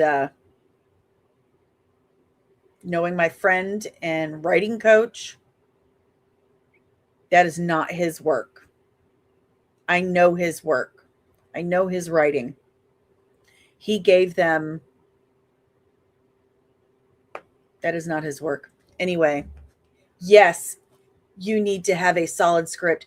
And James Gunn has said 1,000 million bajillion times, nothing gets greenlit without an amazing script. If this is what he considers an amazing script, this is the kind of quality you can expect going forward. Is that Nadja? It is! You need what to stay young? Plot holes? Yes, Brainiac is going to be in Man of Tomorrow. Do you think Zod is coming? Probably not. Nadja! Hi! Sounds like Olive could crap out a better storyline. Someone didn't want to slurp the spaghetti story. So Kara is plastered at the start of Woman of Tomorrow comic. That's it. Not like she's drunk throughout. Exactly. She's at a bar. She's plastered. She gets over it. And that was another thing. Like, she's there to get plastered in the red sun. She has no powers. And she gets her ass kicked by Krem in the beginning. Like, she has some fight training. She has some combat training, and she handles a couple of the like low level dudes in the bar. But then when she leaves, like, she gets her ass handed to her and almost like buys it. In the movie, she basically has superpowers under the red sun. It's just like, what's even the point? What's even there's like no rules established whatsoever. It's a free for all. And again, that breaks that verisimilitude entirely. She's acting like Eminem's mom. So it's pretty sad when the CW shows more respect for Superman than Supergirl. This is true. So it's not about lifting up women. It's about acting like men while hating women. It's cherchez la femme. Do what we want, and when it fails, make sure that women catch the blame. That's what's happening. Supergirl drinks, but she could live on Earth and get a sponsor of beer and take alcohol to the red sun. Say gross factors that too much on intimate scenes that are not even necessary have got out of hand. Exactly. There used to be an art form to that. I've talked about that before. There used to be an art form of subtlety. Like there's like, especially in comic books, you would see a gun go into a holster, and you know what that meant. It was elegant. There was this elegant art form to it. Not so much anymore. So let's not go too far. Nothing wrong with token up every now and then. Listen, no. There's not. If you want a better film, even though it does insult Buzz and Woody, but it's still better, go see Toy Story. This isn't a movie. Isn't a movie to even wait for streaming. Another thing is common sense. Not so common anymore. No. And they're also using ChatGPT to write dialogue. I have proof of this, but I can't share it because it would divulge a source. Shows like The Boys having an effect in a bad way. Yes. I have a real problem with The Boys. Like the first season or two was okay, but then it was just like entirely shock value. Like, let's see how many giant penises we can just put on screen. Like if I worked in that props department or the special effects department, I would hate my job. Like I would be so tired of making dicks. So tired. Like, oh God. So Danny, you're saying they used to be aspirational, but now they're just ass. Oh my God. Yeah, that's exactly what I'm saying. This is precisely what I'm saying. So women's sexuality made men feel happy to be alive. Made women feel happy to be alive too. I mean, is it too much to be asked to be loved for our minds and our bodies? Why can't we have both? I'm just saying. Carl Peachy says the best version of DC was in the 80s, early 2000s with comics in the DCU. DCAU. Oh my God. The DCAU is still unmatched. Marvel cannot touch DC's animation, except for X-Men, the animated series. Okay, I'll give them that. In first season of 97. But nothing can touch the DC animated universe. Mwah. Under the Red Hood, still my favorite. So good. So good. Most of the women bitching over the Supergirl film aren't even Supergirl or comic book fans. They are just virtue signaling and upset over a queer icon, which isn't popular. Supergirl isn't queer. I don't understand any of that. Wonder Woman is bisexual. Go for it. All the live long day. Have at it. Supergirl is not. She did date her horse. I mean, I don't know what you want to do with that information, but it is true.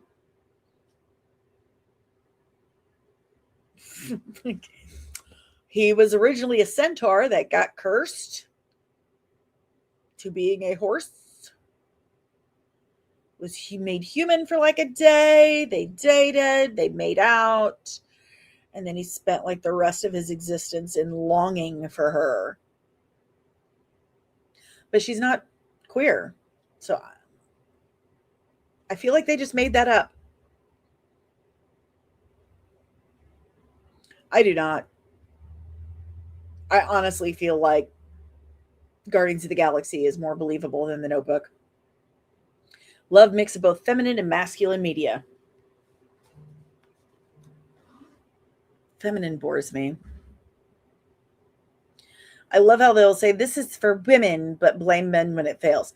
That is the dumbest thing. Maybe it's not for you. It's for women. And then you keep seeing all these posts about, let's face it, the reason this failed is misogyny. And Aaron Sparrow said it best, but he was like, why did you let all those misogynist incels link arms in front of all the theaters across America and block you from going into those theaters? You should have beat them with sticks. Go to the fucking movies then. If that's the problem, go to the movies. But the truth is, pretty sure those are all bot accounts. They're bots.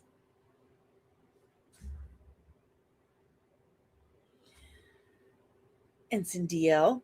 To be honest, I like Supergirl movie from the 1980s. I don't know why they didn't do more with it, because it didn't make that. I mean, it didn't do as well either. And they killed Supergirl in Crisis on Infinite Earths, like right before it came out, or right when it came out. It was like it was like right around the same time. I covered that, I think, in my Supergirl breakdown.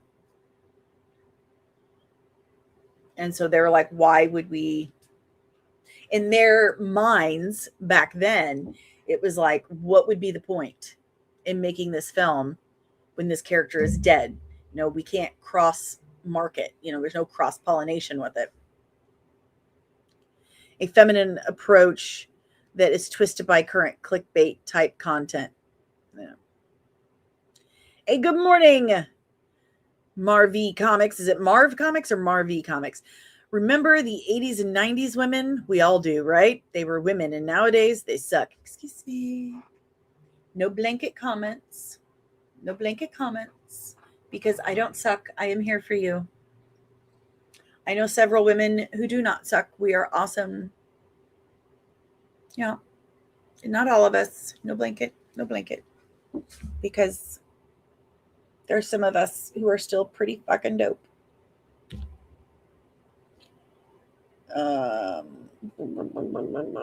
That some scenes are not cut is telling. They are hitting certain markets for the executives.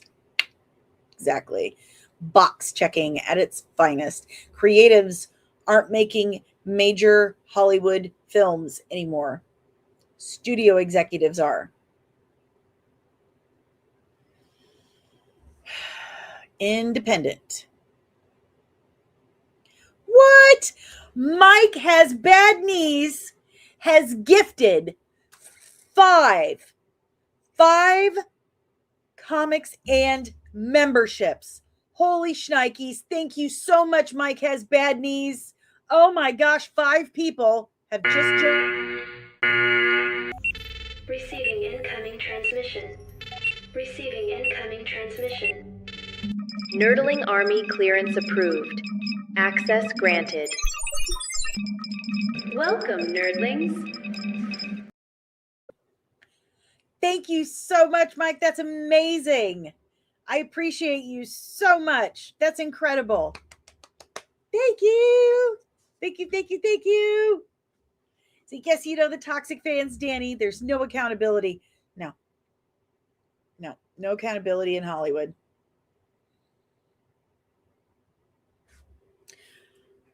With the Stargate thing, you had the actual people from SG1 working on it. And the reason why they canceled it was because they're like, wait. So what you're telling me is that the actual fans of the IP would really, really dig this? No, we can't have that. No. We're out. Thank you. No, thank you. Bye. Thank you. That's what happened. It was good and served the fans, which the Stargate fan base is massive. Massive. And they can't seem to math in their brains that there was something about these original IPs that drew people in the first place. They weren't always the fan base. At some point, they were a general audience until they discovered something in this material that hooked them and brought them in. And instead of recognizing that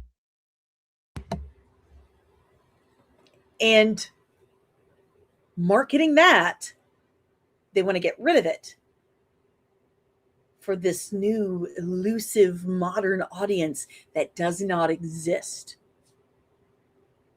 The modern audience is the same audience that's been there, just younger, and they still like good storytelling with solid scripts. Say great women in the first X-Men movies. Agreed. So when I wrote Supergirl, I had her having sex then meeting the Flash. It was a lived-in world. What? You what? It's what every studio is doing, from Lucasfilm to Star Wars to the BBC with Doctor Who to Amazon with Stargate and Rings of Power. You are correct. The current MCU is another example of this. Ironheart. I keep forgetting Ironheart happened. I stopped watching superhero movies. I started writing my own. It's Gunn. Jane Gunn, his balls are in his wife's purse.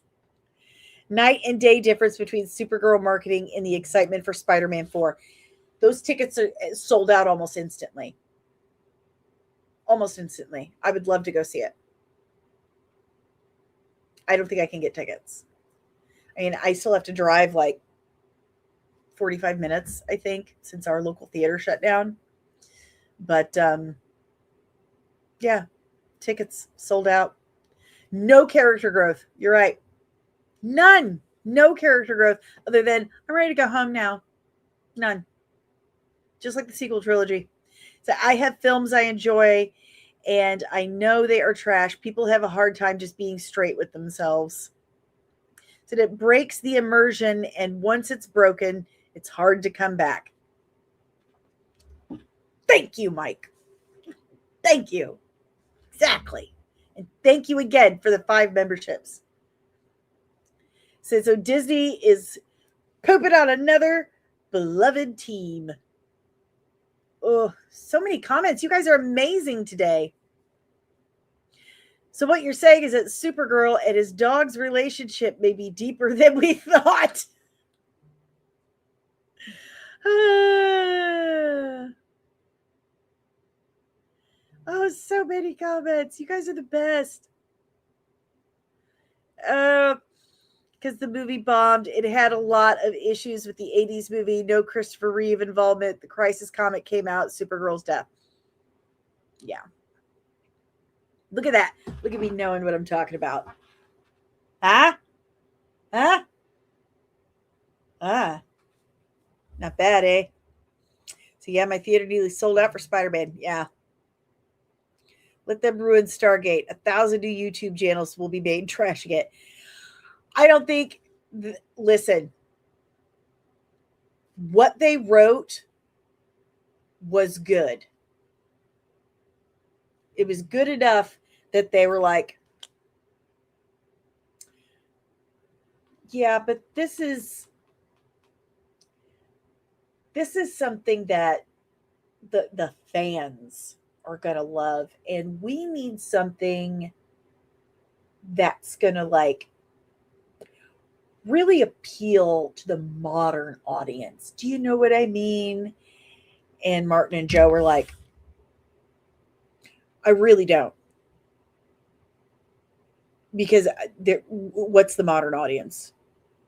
Because Gen Z has like demolished the box office with Obsession. So, and Backrooms too, right? Right. Yeah. Uh-huh. What are you talking about? Like most of the people that really got into SG1 and Atlantis and Universe, like they hadn't even seen the movie with James Spader, so I mean they were all general audience. So and they were modern audience at one point, so we don't know what you're talking about. End scene. But yeah, the campaign, the save hashtag Save Stargate campaign has been trending like every day since the news broke. I don't think it's going away anytime soon. But you know what is? We've been here over 2 hours. Oh my God. No wonder I have to pee. I have to pee. Like really bad. But I've had a great time. This has been a wonderful stream. You guys have been amazing today. Like you've been really great. And I so appreciate you guys in all your support. And I think you should continue supporting by doing crazy things that really, really help. Like hitting the like button. If you haven't subscribed already, please do that. Ringing that notification bell so you get notified whenever I'm back with any more of this nerdy nonsense and chaos. And, sharing is caring. They told you in kindergarten. It's still true.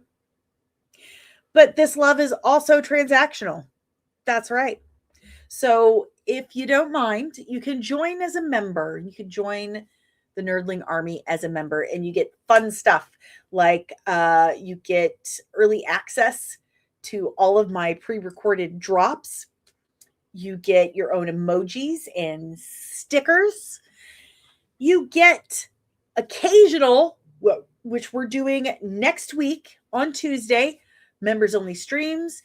We have members only watch parties at the members only Discord channel. There's a members only YouTube community right here. Yeah, that's pretty cool.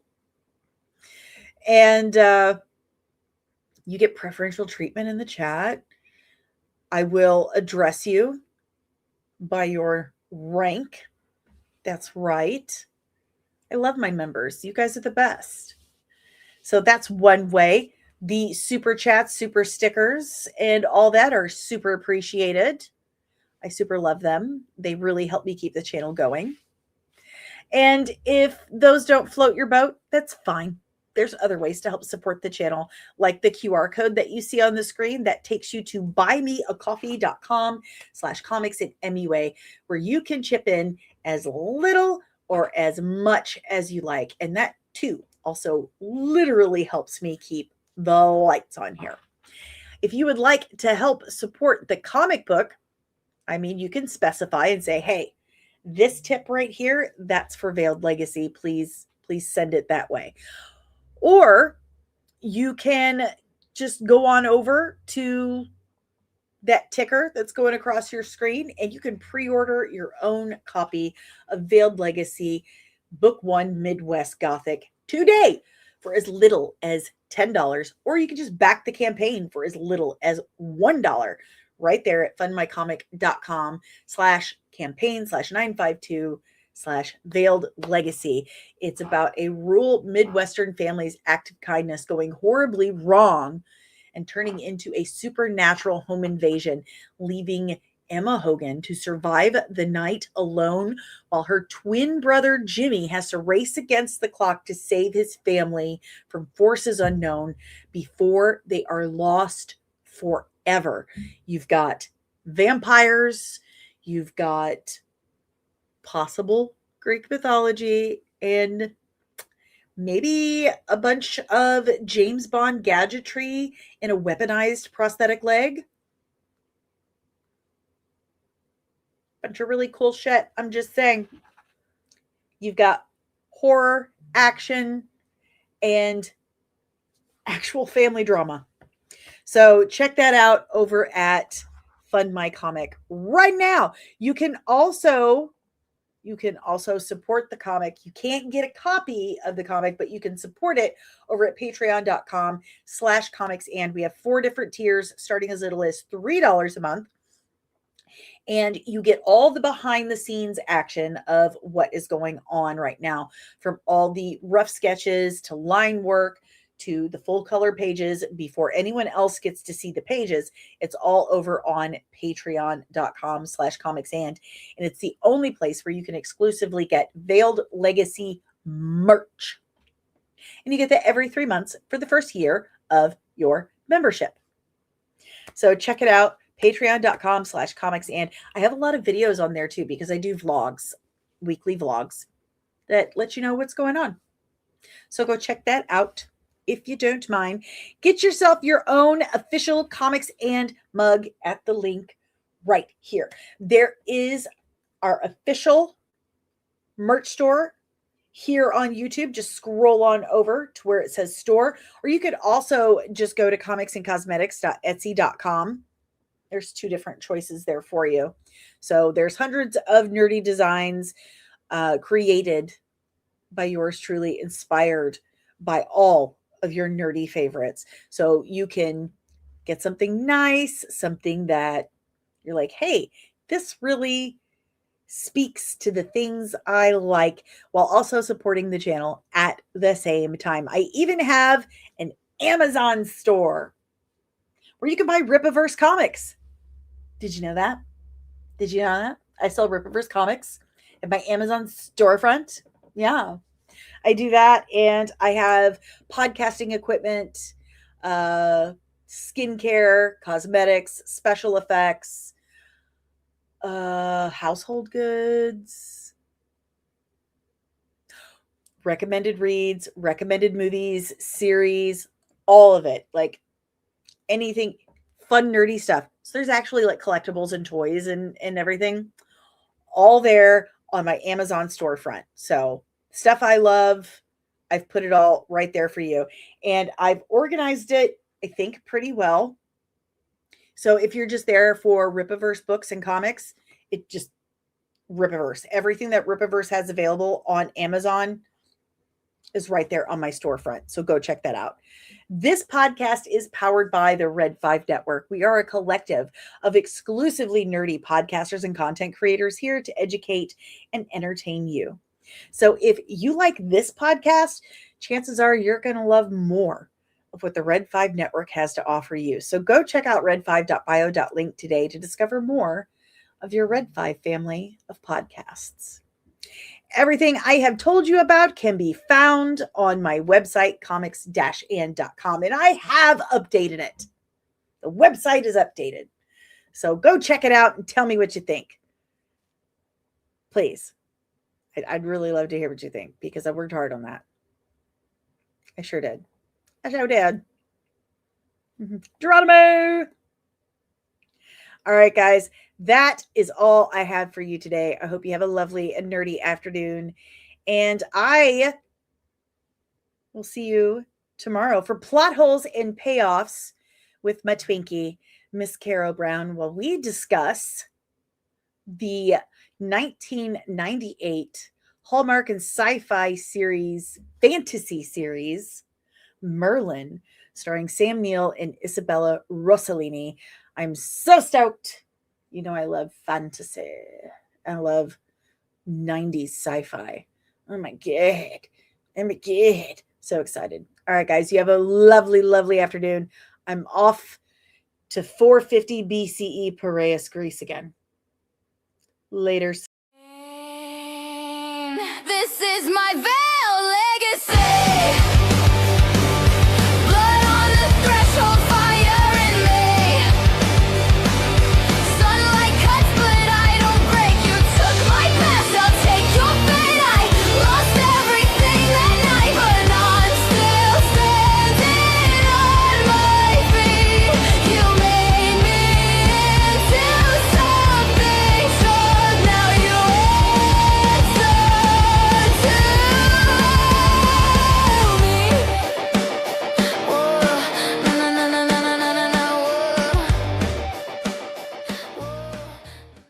Disney and Kathleen Kennedy are gonna get you!